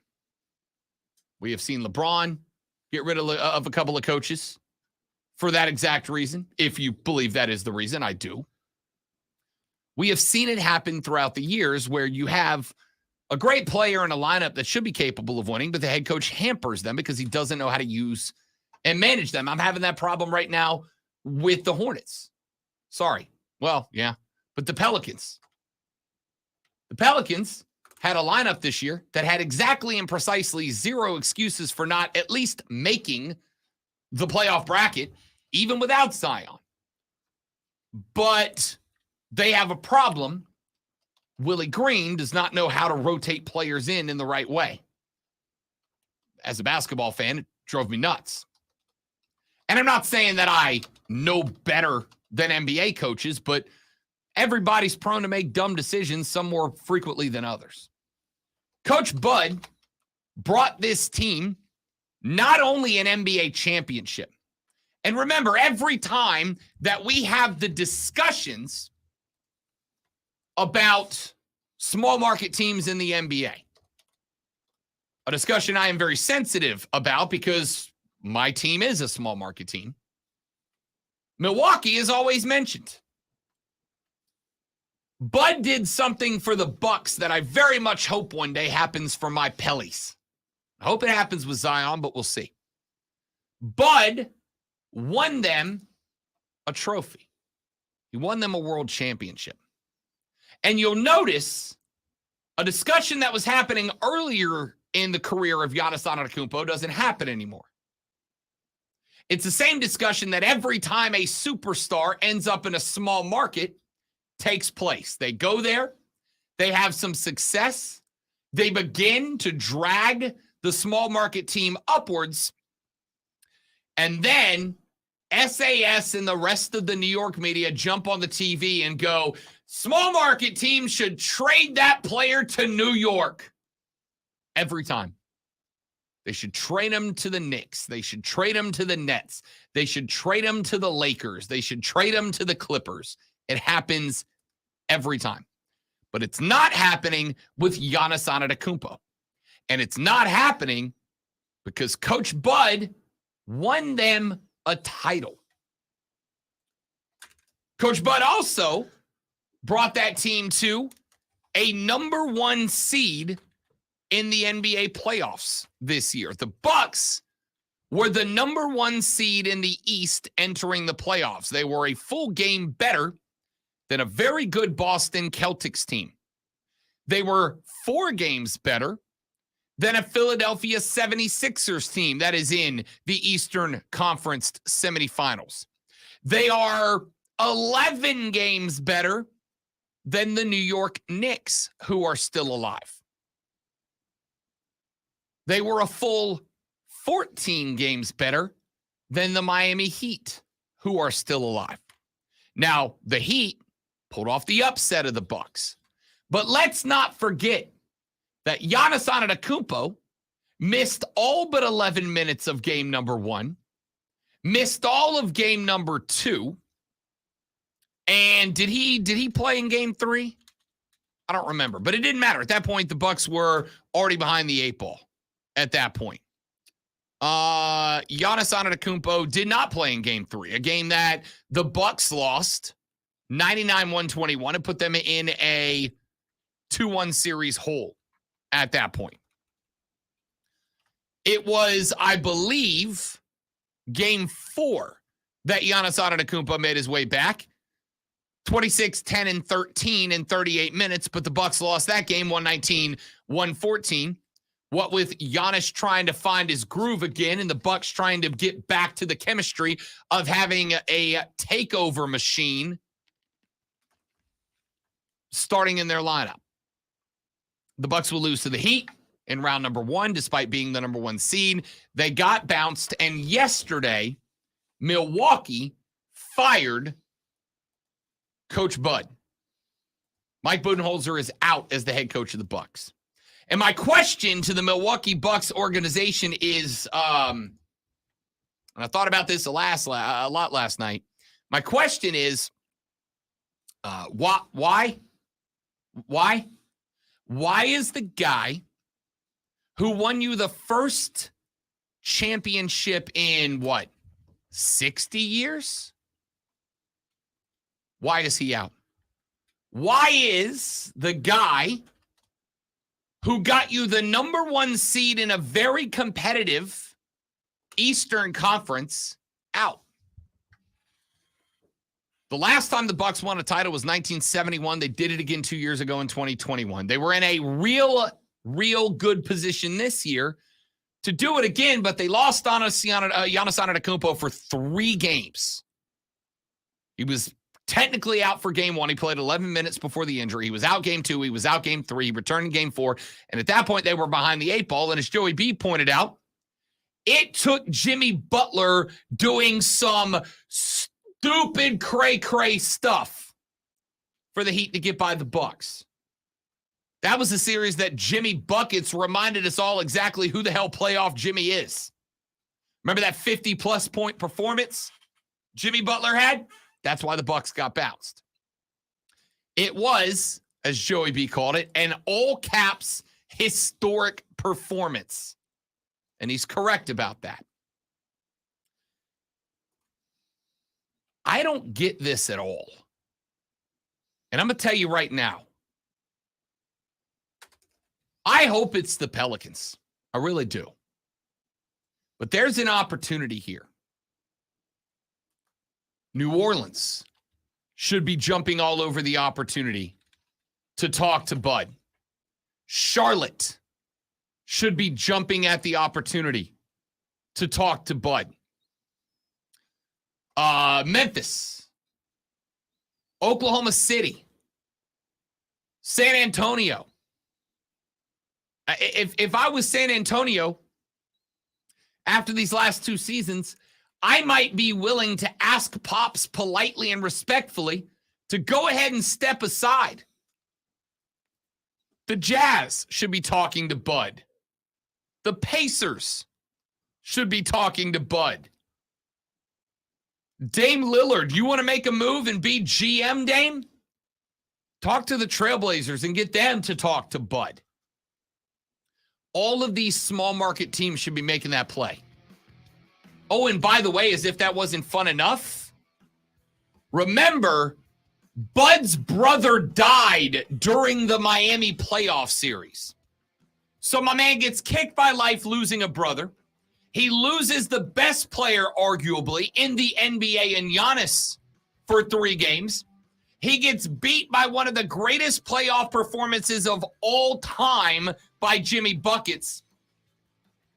Milwaukee, quick question. Exactly how the hell do you think you're about to get better?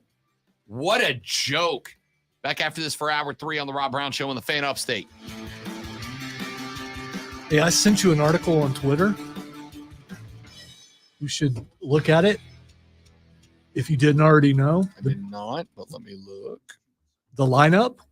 There's a couple people in there that you might want to try to see if you can get. I certainly will. I will actually be there at least that Friday.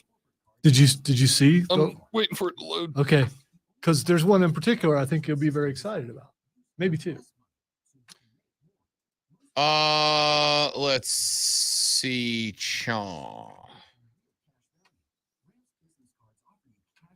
Larry the Cable Guy, who I met last year. He was wearing Mater golf shoes.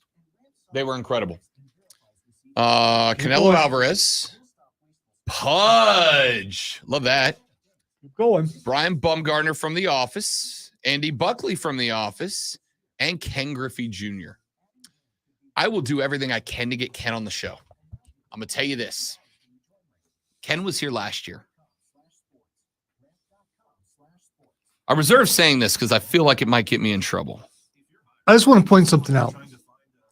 Mark Ryan and I broadcast live from there before. Yeah. I don't want to. see why we can't do I'm going to that. try. Which, other than me having to do interviews with people I had no idea who they were, not talking about the celebrities, but Yep. was a fun time. That's when someone was yelling my name from the balcony from across the way. Somebody was not fond of that. But anyway.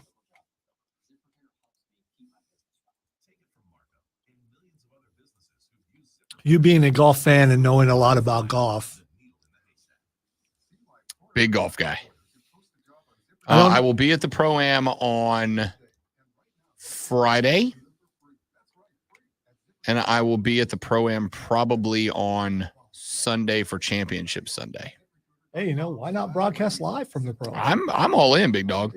I mean, my arm does not need much in the way I of had to twisting. park like 5 miles away to get Yeah, that's there, right. but because there is a media parking lot. It was just full. And this was when I had just got the car. And so I parked at a CVS and walked a really long ways.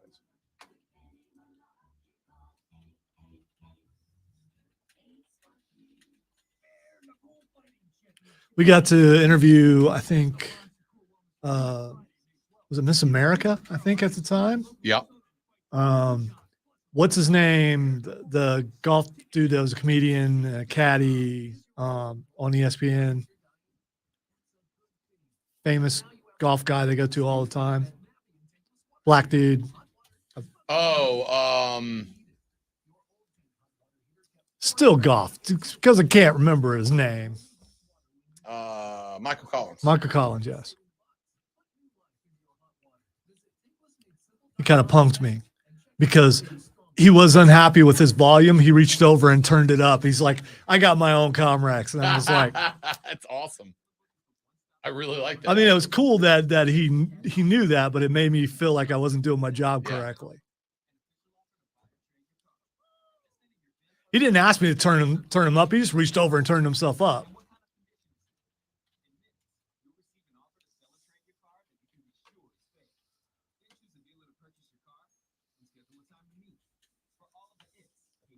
We were on a balcony outside of one of the clubhouse things. Inside the place, they had a barber shop, and it was a nice. I knew it would be nice, but it was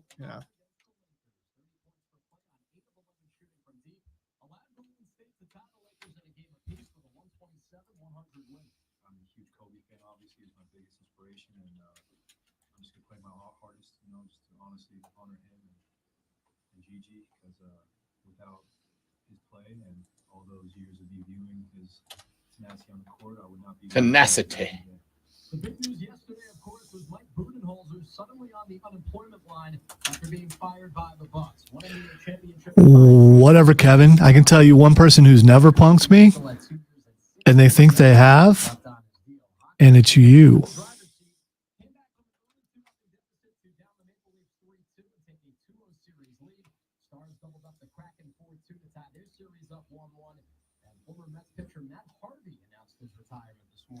Second round of the Wells Fargo Championship, 4 players recently tied at 6 under, including Tommy. Kevin, you're that dude that's in the group that's always trying to cause fights between people just because you think it's funny. I know you. You're that guy.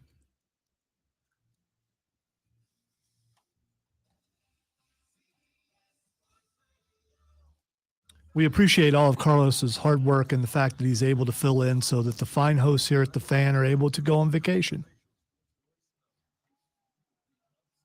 I am merely just a peon, and if Carlos punked me, well, then I probably deserved it. But Lonzo's never been punked.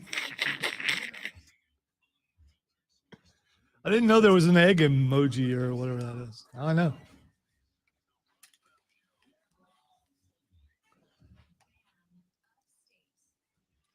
All right. I can't ignore this that just came across the old Twitter machine. Dateline, May 4th, 2023, 4:33 p.m. Eastern Standard Time. Should you be going NPR here? I mean, you started out with Dateline. So this is a very serious news article I just found. Okay, all right. I'm going to refrain from the sarcasm. This is not to be joked over. Okay, all right. I'm on the edge of my seat. Literally, I am on the edge of my seat. The source, the New Jersey Inquirer. Uh-oh. Byline, Emily Block. Wait a Story. minute. Emily wrote this. Not our Emily. No, Emily Block. Yeah. I mean, she's always on point. I got to tell you right now, this reporting is excellent. I read this during the break, and the reporting is stellar. She answers the who, what, where, and when. We are trying to dive to the answer of why. According to Emily Block, written in the JerseyInquirer.com. Mountains of spaghetti and heaps of elbow noodles lined a creek in the woods in New Jersey's Old Bridge Township. No one seems to know where it came from, but the photos have social media boiling. Nina Jakovitz said, quote, "It was like the song On Top of Spaghetti All Covered with Cheese." Jakovitz, a community leader and advocate, posted photos of what she estimated to be hundreds of pounds of cooked pasta dumped near a park to local Facebook groups. Who posted the photo? Nina Jakovitz. Okay. I thought you, okay. All right. An Old Bridge spokesperson told the Inquirer Thursday that the Department of Public Works, quote, visited the site and did, in fact, find what appeared to be 15 wheelbarrows of illegally dumped cooked pasta along a creek in a residential neighborhood.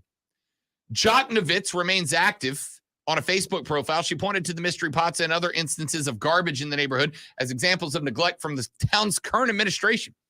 I'm not going to get into the local politics of Old Bridge, New Jersey, a small community in Middlesex County, New Jersey, part of the New York metropolitan area with a population of about 66,000. I am going to ask what? Someone dumped what officials are calling 300 to 400 pounds. And that's not the weird part. The weird part, Lonzo, is of cooked pasta into a creek. 400 pounds of already cooked pasta.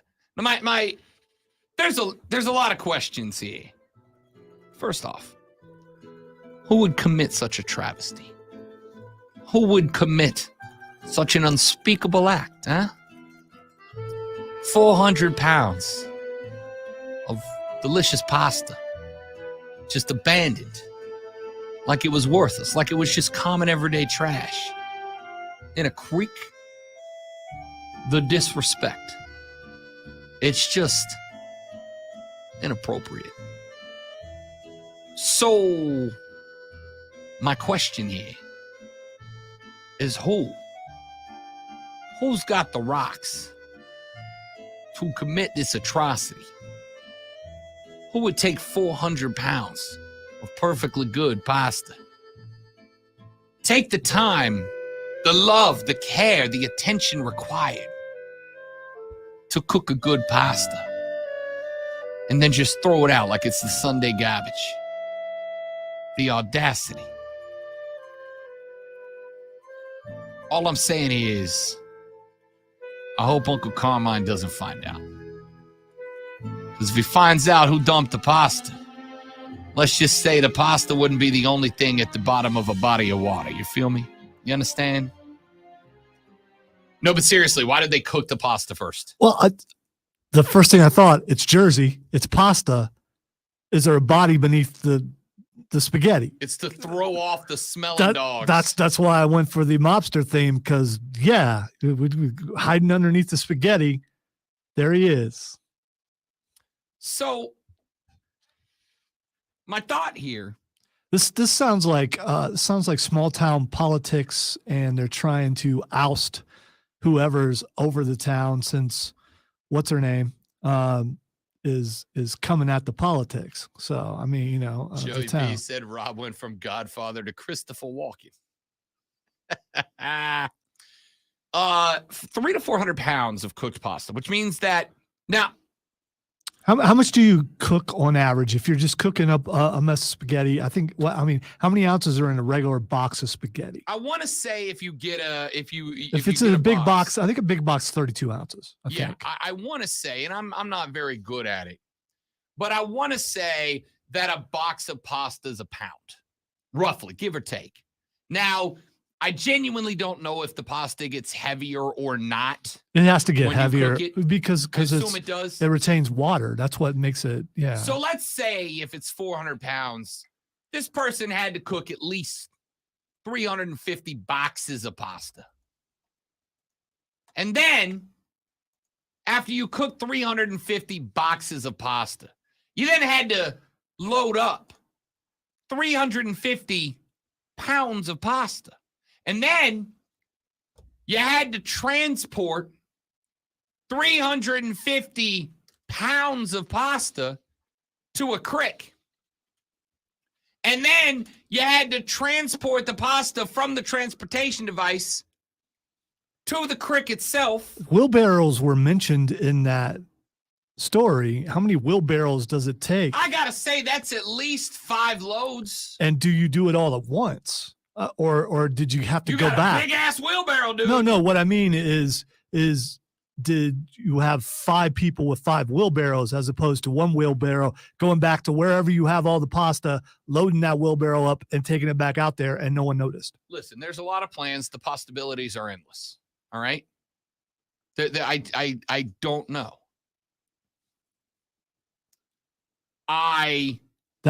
I am curious. That's why you'll never be invited to dinner, Kevin. I am curious, as if, like, as Alonzo said, is there like a dead body nearby and they had to cover up the scent so the dogs couldn't track? Did they dump the body and they were like, pasta la vista, baby, and then started filling the creek with cooked pasta to get away with it? I don't know. Did you say that there was meatballs too, though? No, it's literally just noodles. It's just noodles. Yeah. Okay. All right. It's just noodles. So noodles wouldn't mask the smell. You throw in some tomato sauce and some meatballs. Now the question is, do you salt the? See, I salt the pasta a little bit, a little salt to the pasta. So there's going to be some salt, a little sodium chloride in there. Does that throw it off? Did this block up the creek? It doesn't look like it. It seems like most of it was actually on the side. Oh, okay. Of the creek, not in the creek. Do aliens like pasta? I'm not blaming Bigfoot for this. Somebody did this. Yeah, no, Bigfoot would have ate it. Somebody did this. Some zitty slicker was sitting around and they decided, I'm going to dump 300 to 400 pounds of cooked pasta next to a creek. Are there Italian restaurants in this town? No Italian. I'm not Italian, but my best friend's Italian. No Italian is overestimating the amount of pasta by 400 pounds. This could be the pasta war of 2023. What's the shot here? You buy up all the pasta, you cook it up, you dump it in the creek, and say, "Good luck finding pasta." I don't know. I would like to think here. That the lady in question, who just happened to be the one that got interviewed, but also, Lonzo, it turns out, happened to have run for the city council last year See, that's what I'm saying. under the guise of cleaning up the neighborhood. Sounds like politics. And then she just so happened to be the one that found the pasta in the creek. She's getting arrested. It's going to end up being her, and that's a lot of effort, though. I mean, cooking up that much pasta. Did she or whoever did it do it alone? Were there cohorts involved? I don't know, man. I don't know. Story's getting saucy though. I like it. I like it. I need the Netflix documentary now. Documentary title, Penne for your thoughts. That's like 7 pasta puns I have just run through this thing, and I've got no reaction at all. It's a bit upsetting, to be honest with you. They're killing it on the stream, though. I mean, Steven is going crazy. 100% this lady did it, right? She was like, I got to do something grandiose. I got to do something that catches attention. A. B, I got to do something that upsets everybody, because here's the reality. There are a lot of people that hear stories about hundreds of pounds of trash getting dumped in a river and they don't really care, right? They're like, it doesn't impact me. It ain't my river. But there's one thing that upsets everybody, and that's a waste of good food. But we got to play the stereotypes here. This is Joycey, home of the Sopranos. You got a lot of, let's say, old money and business in the city. Yeah? What's the best way to upset old Tony Soprano? Waste about 400 pounds of perfectly good pasta. She covered all the bases here. She covered all the bases here. I think I think this lady set this whole thing up, and now the town has got 400 pounds of wasted pasta in a dirty creek. That's what an incredible story. I'm sure that's biodegradable, right? It will. I mean, is it causing animals to come out? I would think that also. I got to think, yeah. Well, at least birds. I mean, do birds eat pasta? I don't know. Well, you know who does know? Probably the community of Old Bridge, New Jersey. I'll say the birds at McDonald's parking lots eat French fries. So that I'm sure, ain't pasta. Yeah, I know, but I don't know. All right, let's get some stories in here before we get out of here and waste this entire segment. Oh, I meant to bring this up earlier in the week. Super Bowl 57, Eagles v. Chiefs. According to Fox Sports PR on Twitter, Nielsen, that's the company that historically, although I think a lot of companies are starting to get away from Nielsen ratings, historically speaking, has been tracking television and radio ratings for as long as I can remember. They reassessed their Super Bowl numbers and restated those Super Bowl numbers. They say that Fox Sports' presentation of Super Bowl 57 scored a peak audience of 115.1 million viewers, the most watched Super Bowl in history. The event also featured the second most watched Super Bowl halftime show when Rihanna took the stage.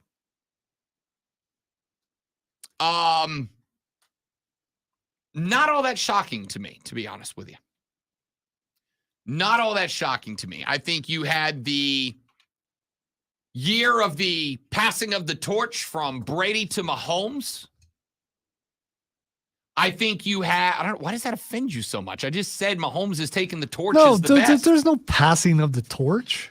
Sure there is. No, because if things continue on the trend that they are,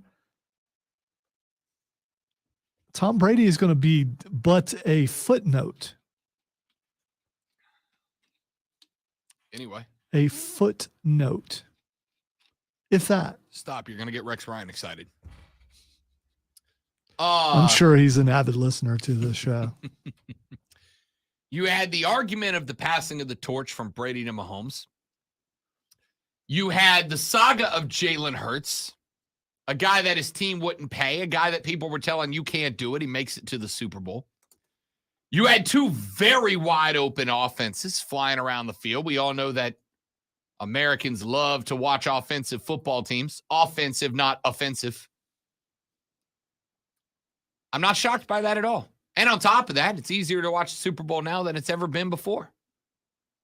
Plus, you did have a halftime show that was going to bring the boys to the yard with Rihanna out there in the red jumpsuit doing the damn thing.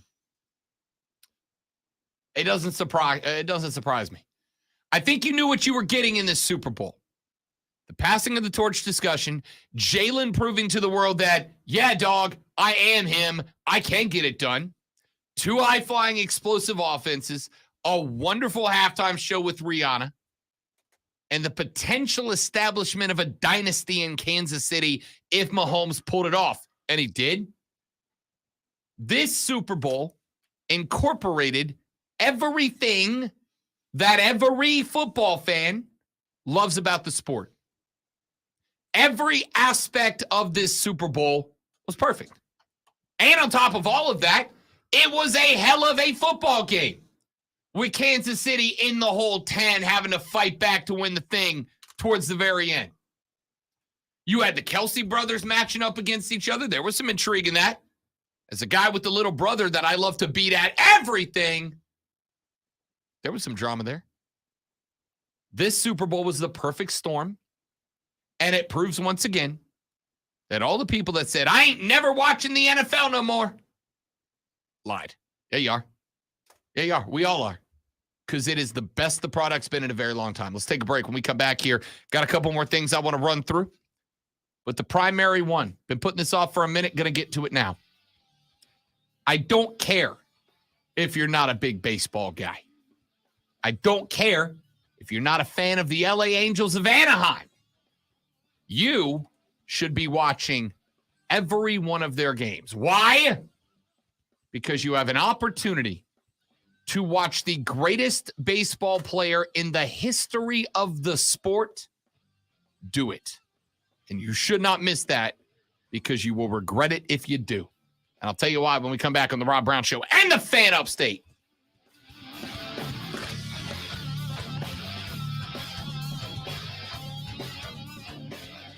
Texture said, I've been moving my elderly neighbor's garden gnomes to different spots around her yard once a week for the past 2 months. She hasn't caught me yet. I'm not going to act like that's not funny. That is funny. That's hilarious. And absolutely something I would do. Do I want to go to Spartanburg for the Michael Jackson tribute concert tonight? I've seen them before. They're really good. It's actually really cool. A full band concert set up, playing MJ music, but they have 3 different impersonators. They have a young kid that comes out and does the Jackson 5 era. If it's the same group, I think it is. Young kid comes out and does the Jackson 5 era. Then they have a guy come out and do the Thriller era. And then they have an older dude come out and do the end of his career stuff. And it's damn entertaining. And all they do is the hits, right? They don't jump into the B-sides you don't know. It's all the hits. Are they actually singing? Yes. And it's they do the dancing and everything. The last time I saw them was like 4 years ago down in Florida, and it was a spectacular show. But if I go, unless any of y'all want to meet me in the Berg tonight, I'm going by myself, which I'm tempted to do, TBH.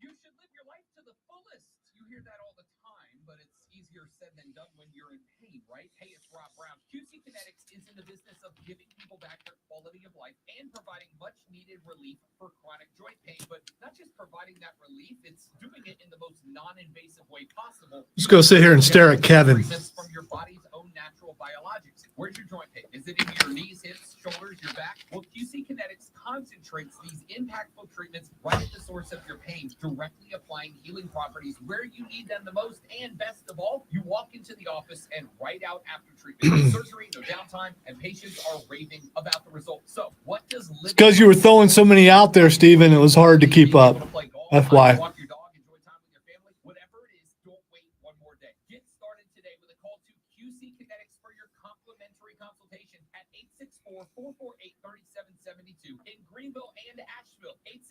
864-448-3772. It's been years in the making, and now the most epic comic and game store is finally here. Borderlands Comics and Games. Reimagined, bigger and better than before. The state's premier hobby shop has been bringing the best in comics, manga, and gaming to the region for 3 decades. Come see us at our new enormous location at 410 South Pleasantburg.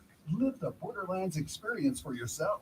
We have gone to a whole new level. Find us on Facebook and Instagram. Proud sponsors of the Upstate Pulse. Borderlands Comics and Games. Read. Sorry, I'm not talking that much. I ain't got a lot left. I'll be honest. It's pretty difficult, right? Well, ZipRecruiter has. I am going to the doctor today. Hopefully they can at least relieve some pain. They make hiring so simple that it's like finding a needle in a needle stack. And that's why you should try ZipRecruiter for free at ZipRecruiter.com. I understand, Steven. Sometimes I want to roll and then I get that look like, okay, finish. It's all about in here, by the way. And other places. 4 out of 5 employers who post on ZipRecruiter get a quality candidate within the first day. Yes, Kevin, we've established. I'm old. So how do they do it? ZipRecruiter's powerful technology sends you candidates who are a great match. I'm an old man doing a young man's game. So if you want less hay and more needles, I'm not really that old. When I'm 60, I will consider myself actually elderly. I'm not even eligible for discounts yet. So, you know, I think when I hit 55, I am though. I think 55 is when you can get that $2 off your movie ticket and all that kind of stuff. And yes, I will do that.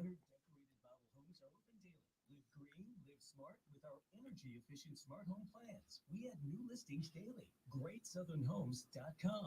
Now CBS Sports Radio. Why do people say what Kevin said?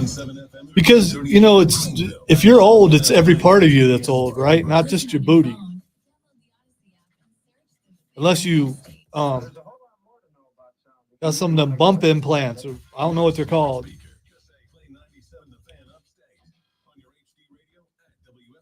Plump up your rear. Pump up the volume, pump up the volume. Thanks, Josh.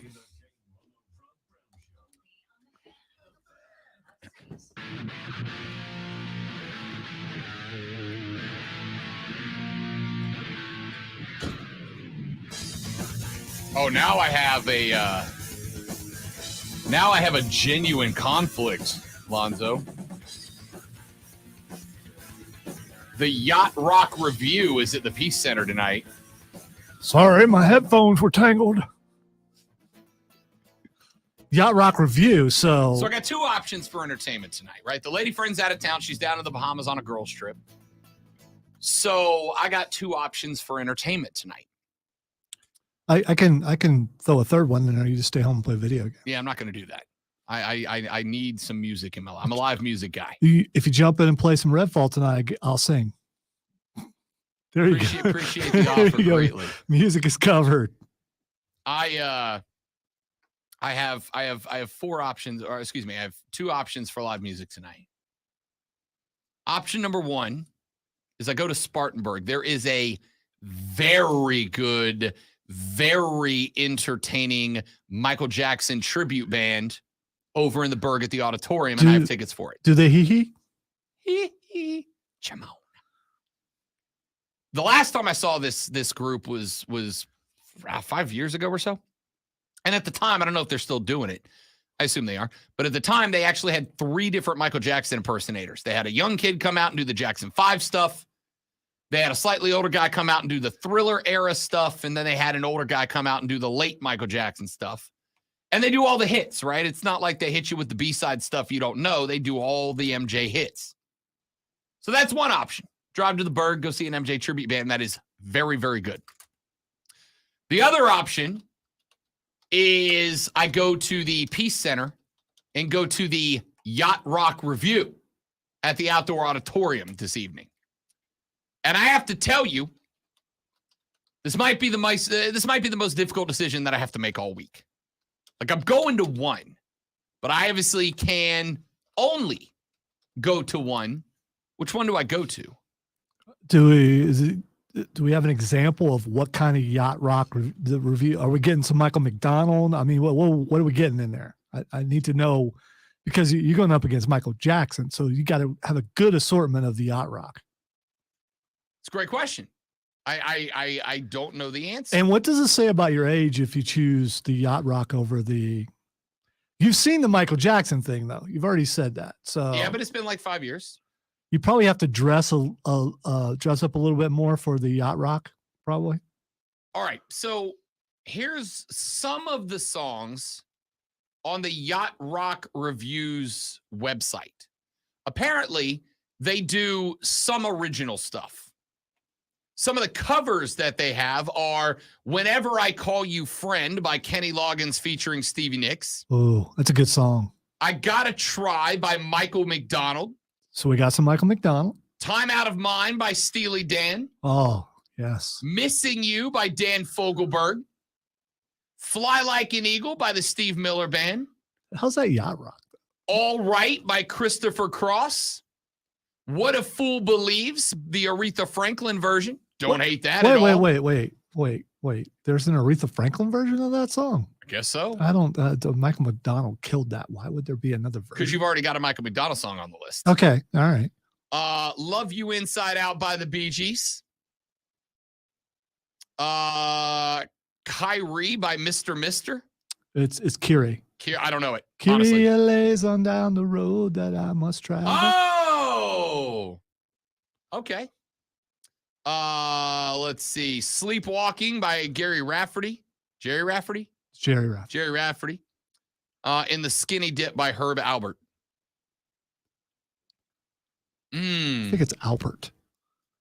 The Herb might come down and smack you with his instrument. I can't remember if it's what he plays. It's clarinet, not a clarinet. It's well, anyway. Herb was Kenny G before Kenny G. I got this text that says, not to sound like an idiot, but what is yacht rock? You know, that is a great question. We've had debates about what yacht rock is, and I don't entirely like anything can fall into it. It's just oldies to a degree. It is not. I would argue it is not oldies. Yacht rock. If I had to define, how does Fly Like an Eagle fall into that? I'm going to tell you. Okay, because I don't think it fits in all the other stuff with the style of all the other stuff. Yacht rock is I wouldn't really call it a genre of music because it does include a lot of different types of music. But we should get an expert to come down here and jump on the air. I'm trying to do it right now. I am the expert. All right. Wow. I am. I mean, you're no Stone Man. I mean, it's just, We get Stone Man down here if he's listening. Yacht rock is a grouping of music that brings together a lot of different backgrounds. It will have sounds that include jazz, soul, R&B, disco, and soft rock. If you ask me what yacht rock songs all have in common, like what makes a song eligible to be considered yacht rock, I would say that it is typically songs that have very smooth and clean vocals to them, right? You're not going to get a lot of growl. You're not going to get growl in them. I can't spell yacht. Y-A-C-H-T. Oh, it was a C. Okay, I was throwing a G in there. My bad. You're going to get songs that are traditionally catchy, right? They got those melodies that hook you in a little bit. So this is everything you're saying is like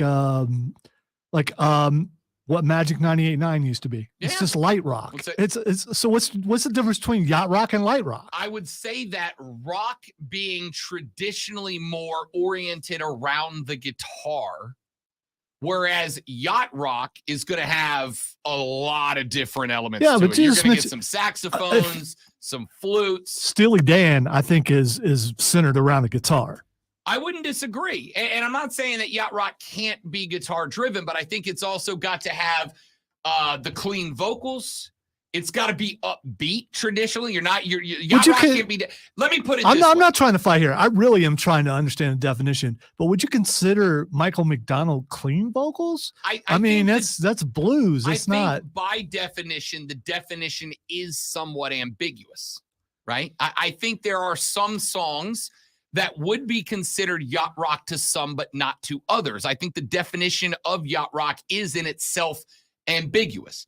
But the premise behind calling it yacht rock is think of a playlist you would build if you were sitting on the back of a yacht, the sun setting over the water, it's warm. All right, you lost me about the sitting on the back of a yacht. Which is why it makes sense that you have a mild aversion to the concept of yacht rock. I don't have an aversion to it. A bunch of the stuff you talked about is actually on my Spotify playlist. I would like to know what is yacht rock and what is just oldies. I think it is one of those things that cannot, by definition. Oh, would you look at that? Yeah, I ask an expert to come down here. That's right. Ladies and gentlemen, the Stone Man has been kind enough to join us here in the building. What's up, Big Dog? Classic Rock 101. Yeah? The man. Everybody knows who the hell Stone Man is. Well, there might be a couple dudes out there. Classic Rock 101.1. Okay, my bad. Well, he cut me off. I was going to finish. I'm a jerk. No, Rob cutting people off now. Story of my life. How you doing, Big Dog? I'm good. You? I'm great. We're having a discussion. So I'll start with the question that brought this up. I got two options tonight. Number one is I drive over to Spartanburg and I go see Bad, the Michael Jackson review, which I've seen them before. They're incredible. Right. Option two, I go to the Peace Center for the Yacht Rock review. I can do one, not the other, and I got to pick one. Is there a right answer here? Because I'm really struggling with this. I would go Michael Jackson. Go Michael? Yeah. I'm leaning MJ. You know, it's if you're going to do yacht rock, it's either Kenny Chesney, who was just here. Did that. Great show. Wait a minute. How's a country artist yacht rock? It's yacht rock. It's country. Because I'm going to rock. sit right here and have another beer in Mexico. So it has to do with drinking. It's Southern fried rock. Is it? It's late 70s, early 80s Yep. type of music, and it's just kind of the wimpy stuff. I would argue it's clean, soft See, rock. but see, you mentioned Michael. I don't consider Michael McDonald wimpy. I mean, is he? Okay. Artist. I was going to say, you probably talked to him before. Did he seem Great wimpy? artist. Okay. All right. But it is the lighter side of rock. You know, it's Well, that's the thing. What's the difference between yacht rock and light rock? nothing. Okay. That solves it right there for me. I guess yacht rock would just have a water flair to it. All right. See, I don't even know. Kevin wants to know, is Tom Petty a yacht rock? No. And None so- of it? None of it's yacht rock. No. Stop dragging my heart around with Stephen A. That's not okay. See, now All I right. would. So this is what I said a minute ago. I do think yacht rock, by some degree, is undefinable. And then I do think there are some fringe songs that you might not consider yacht rock, but I would. I could sit on the back of a yacht and put Mary Jane on, and it would absolutely flow into Steely Dan, no problem for me. And I think Steely Dan is in the yacht rock group. I would agree with that, but also it all depends on how much Mary Jane you're smoking. Depends on what you're gonna. I mean, I get it. Stone Man, ladies and gentlemen. First part, I am leaning towards the MJ show. It's not to say no to the Yacht Rock review, but I'm leaning MJ right now. He's already seen the Michael Jackson show, Well, though. but who's at the yacht rock review? No, that's the name of the band. Oh, it is. It's the Yacht Rock review. It's Michael it's Jackson. effectively a cover band, but they play yacht rock classics. Yeah, right? but one's at the Peace Center and one's in Spartanburg. I don't mind the drive. The drive doesn't bother me. Okay, all right. Michael Jackson still all the way. So, all of that being said, yacht rock has a very ambiguous distinction in that what is yacht rock to some would not be to others. It's not like you can say, when I say heavy metal, you know what heavy metal is. Well, you know, if you're going to define yacht rock, I would go back to Caddyshack, and if you have a So anything Kenny Loggins is. well, Kenny Loggins would be yacht rock, but also if you're at Bushwood and you have a Well, okay, all right, because I don't think I'm all right would be that. If ever I call you friend, yeah, I get that. anything Kenny Loggins would be yacht rock. I would not disagree. I'd Even say, meet me Danger halfway. Zone Yeah, it's Zone going would not. Not to say I'm ever going to say no to somebody hit and play on Danger Zone. Right. But I would agree. And again, Playing I think with the that's- boys, is that there- yacht rock? I would say Would I it? would say there are zero bands that are exclusively yacht rock. There's no bands that are exclusively yacht rock. No, there's songs. There are bands that are very heavy into yacht rock. Again, Steely Dan, I will put on that list. Yeah. There are bands that I think some people would consider a lot of the category yacht. For instance, I'm a big Eagles guy. There are a handful of songs by the Eagles that I would say are yacht rock, but I would not call the Eagles a yacht rock band. Tequila Sunrise, is that it? Would that be I would yacht say rock? that absolutely Okay. fits in the category. All right. Hotel California, no. Yep. Okay. Exactly right. So this is an important conversation to have because we got a text that a guy said, not to sound like an idiot, but what is yacht rock? And I think the answer is much like Tipper Gore said. Don't make me block you, Hudson. Do not put Bryan Adams on my screen. I would say there is some Bryan Adams that is yacht rock. I would have to say that too. I hope he falls off his yacht. Anything off of Reckless would not be yacht rock. Fair. I would argue the definition of yacht rock is the same as the definition of porn, and that I can't tell you what it is. Okay, but I know it when I see it. This goes. You know what I mean? Like if Do you I really want to something- see where it goes? It's probably here where it Everybody's gets got their weird stuff, Lonzo. I can't define what it is. I can find elements of it that make it that, but I can't define, like put a hard definition on it. You can't define porn. No. I don't think you can give a hard definition of porn. so to right? speak. No. Excuse the phrase, but okay. Yes, pardon the pun. Like to me, just a random picture of a topless woman would not be porn. That's just a picture of a lady with no shirt on. But to some people, it absolutely would be considered pornography, right? You can't set a hard definition, but everybody's got their limit where you go, that is or that isn't. And I feel like yacht rock's in that group. Okay. That's all I needed. I feel validated. I don't see the correlation, but okay. It's your show. He does that to me all the I time. think So okay. So if I asked you to define pornography without getting us kicked off the air, could you give me a hard definition of it? Like this is where you can look at something and he's go, stuck it on is that or is word. not. I don't know why. Would you prefer rigid? It's all up to Would you prefer a stiff definition? Let's go with non-flaccid. Okay. Are you two done? Probably not. No, we got like 23 more minutes. 23 more. Yeah, Good. yeah. So yacht rock. Anything that is, it's all up to interpretation. But That's what I'm saying. I would say anything that has anything to do with nudity would be Nudity. Yep. would be could be considered porn. So if I And pick I'll up, leave it at that. if I pick up a National Geographic and they've got a picture of an indigenous tribe in Africa with ladies who don't wear tops there, I open that up. That's porn. No. In some people's eyes. But that's exactly what I'm saying. To some people, the answer would be yes. To me, it's absolutely not. Well, it's like topless speeches. Right. Is that pornography? No. Not to me. All right, getting back to the music. So the problem that I'm having with this, and what the texter I'm sure is having problems You with. just texted, wow, I didn't realize I was going to start such a debate. So the problem is such a broad description for something that could be different for any. All three of us could have, and probably do have, a different definition of what fits into yacht rock. Well, I hate things like that where you can have an argument over and both people could be right. Well, it also goes back to the debate of what is pop music, what is rock music, what are hits, what are classic hits, what are classic rock. It's all up to interpretation and what you think. You know, would CCR be classic rock or is that classic pop? Would Foreigner be classic rock or classic hits? It all depends on your interpretation of where you're going. You're looking at Def Leppard, is that classic rock or classic pop? In the 80s, that could have been pop, but I call it classic rock. But also, would Def Leppard be considered heavy metal? No. Would Def Leppard be considered yacht rock? No. Would John Mellencamp be considered yacht rock? Again, borderline fringe. What is Def Leppard's hardest song? Like anything that requires two arms to play on the drums. That's just messed up. Wow. Anyway, you go back to someone's got a gun. Why am I? Jimmy's got a gun? Leppard album, On Through the Night, right? They High and Dry. You've got now that was off of Pyromania, I think it was. Anything off the first two albums could have been considered heavy Def Leppard.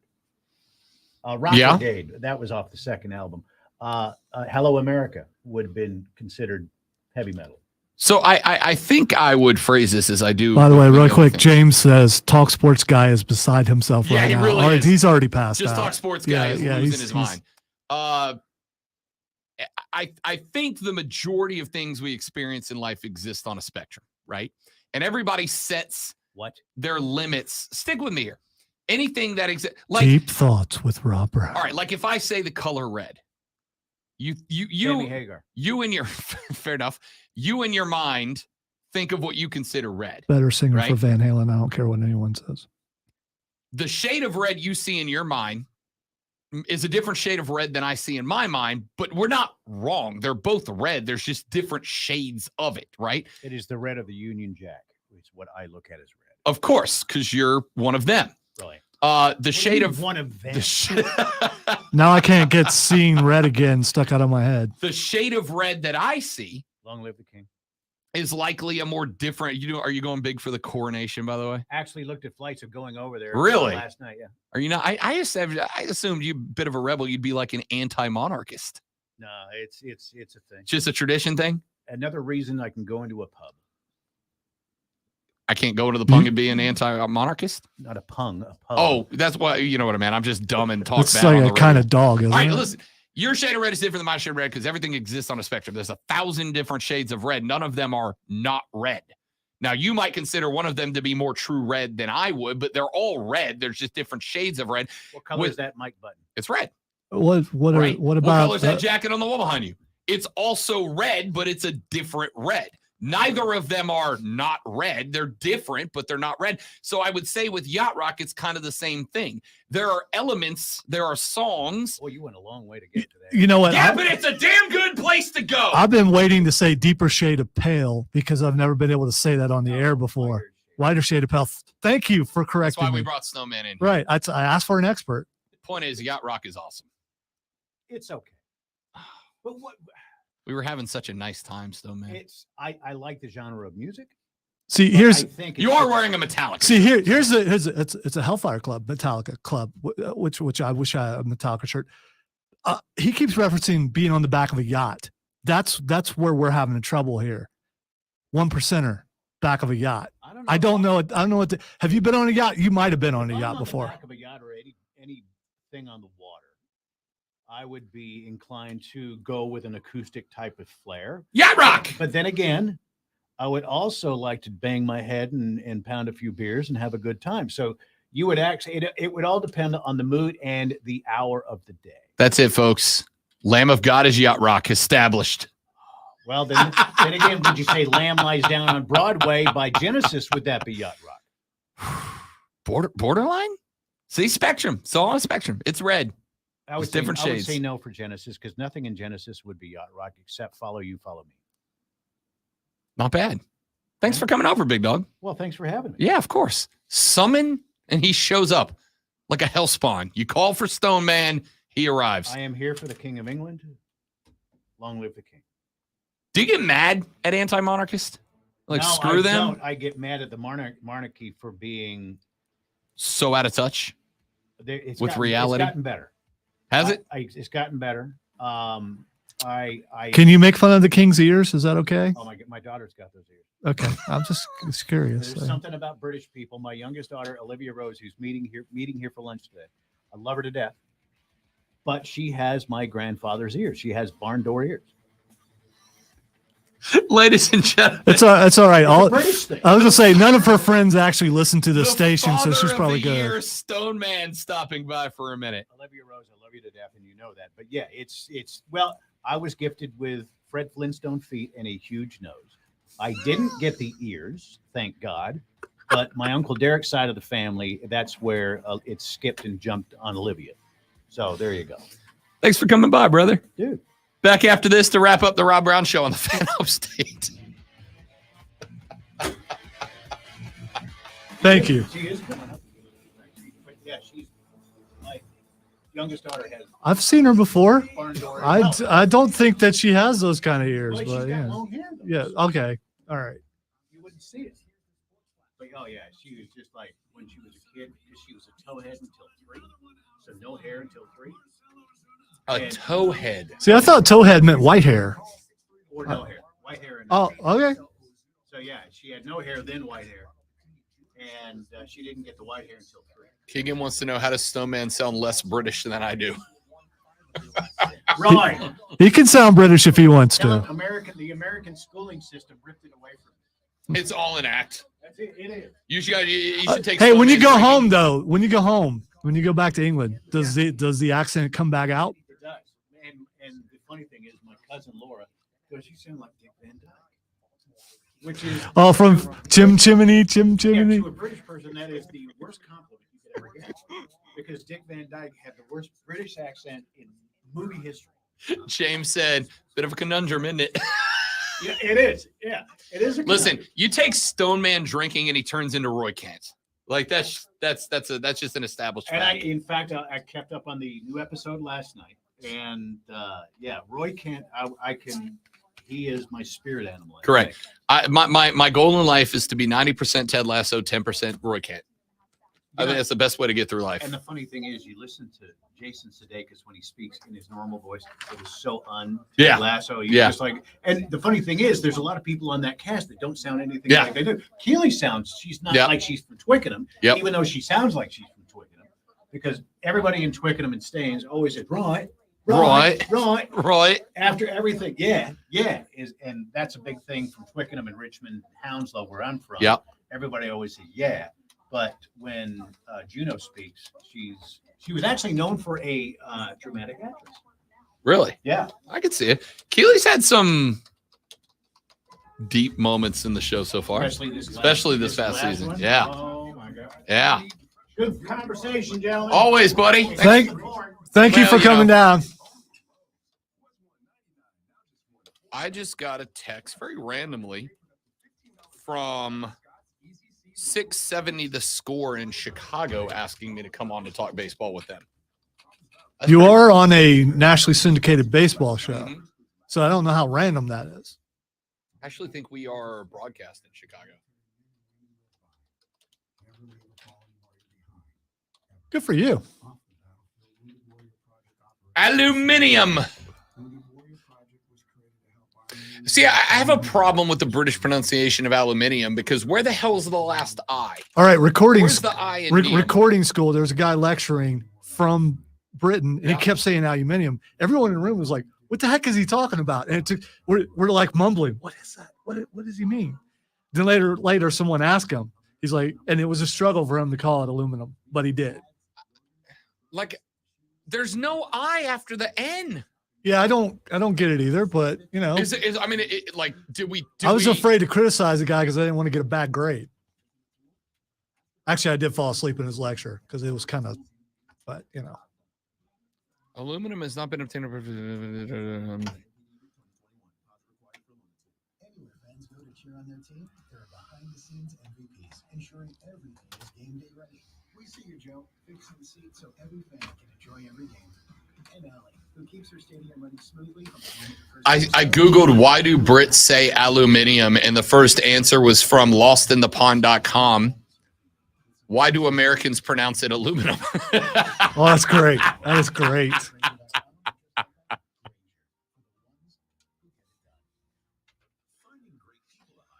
All right, let's look at their perspective before we look at ours. In fact, 4 out of 5 employers who post on ZipRecruiter get a quality candidate within the first day. For less hay and more needles, head to ZipRecruiter. And right now, you can try British prescriptivist, that is Brits who do not welcome the change to the language, would tell you that the U.S. respelling owes much to American arrogance. That is just another example of the Yanks needlessly simplifying the language. However, just a cursory amount of research into the matter will tell even the most ardent linguistic conservative that the matter is not quite that simple.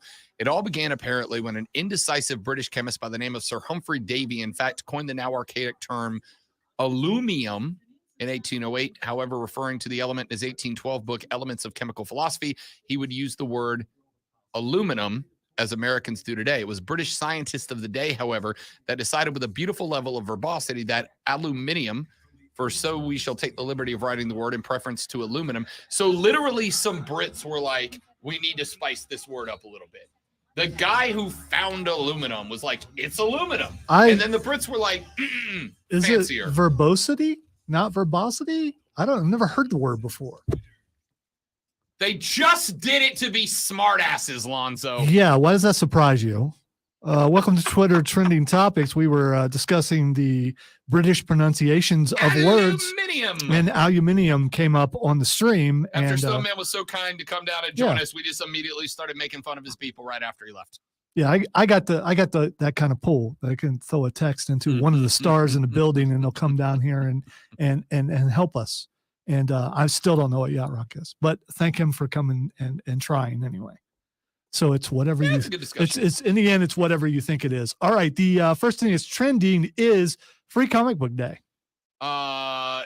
Listen, that's tomorrow. It is tomorrow. Tomorrow, Yes. and I'm assuming that our friends over at Borderlands are participating. They are. Otherwise, you wouldn't have brought it up. Well, no, it was actually trending. Oh, it is actually trending. Yeah, it is actually, because it's not a local thing. It's across the. I don't know if it's global, but it's definitely across the United States. Comic so book just shops about around the country yeah. tomorrow we'll hand out free comic books, and it's a cool opportunity for those who are into the art. It's also a very cool opportunity for specifically young kids who are maybe curious about it. Yeah. This is a great opportunity to jump on. Bring a kid with you, and they'll have a couple of racks with a ton of comic books on it, and you'll get a certain amount to tell you the amount of books you can have. It'll be multiple. You go over and pick the ones you want, and then you can leave the store. Yeah. Or you can continue to shop and buy some other stuff. But and it's big name comic books, not generic stuff. And for the younger kids, they usually have some younger kid comic books, like I don't know if it's like My Little Pony and stuff like that. So so you should check it out. But yes, it indeed is trending. Yeah, man. The next thing is trending is The Miz. The Miz is trending, which is always good stuff. That dude deserves so much. He's a Hall of Famer. Yeah, right? it's a negative reason though. Oh, it's not anything bad. He's trending because of Carl Urban, and Carl Urban is trending because he is up for the part for Johnny Cage and not The Miz. And people are upset because they think The Miz has said he wanted that part. But if you got to pick between The Miz for Johnny Cage in the next Mortal Kombat movie or Carl Urban, you already know. Yeah. You already know. Yeah. Sorry, Miz.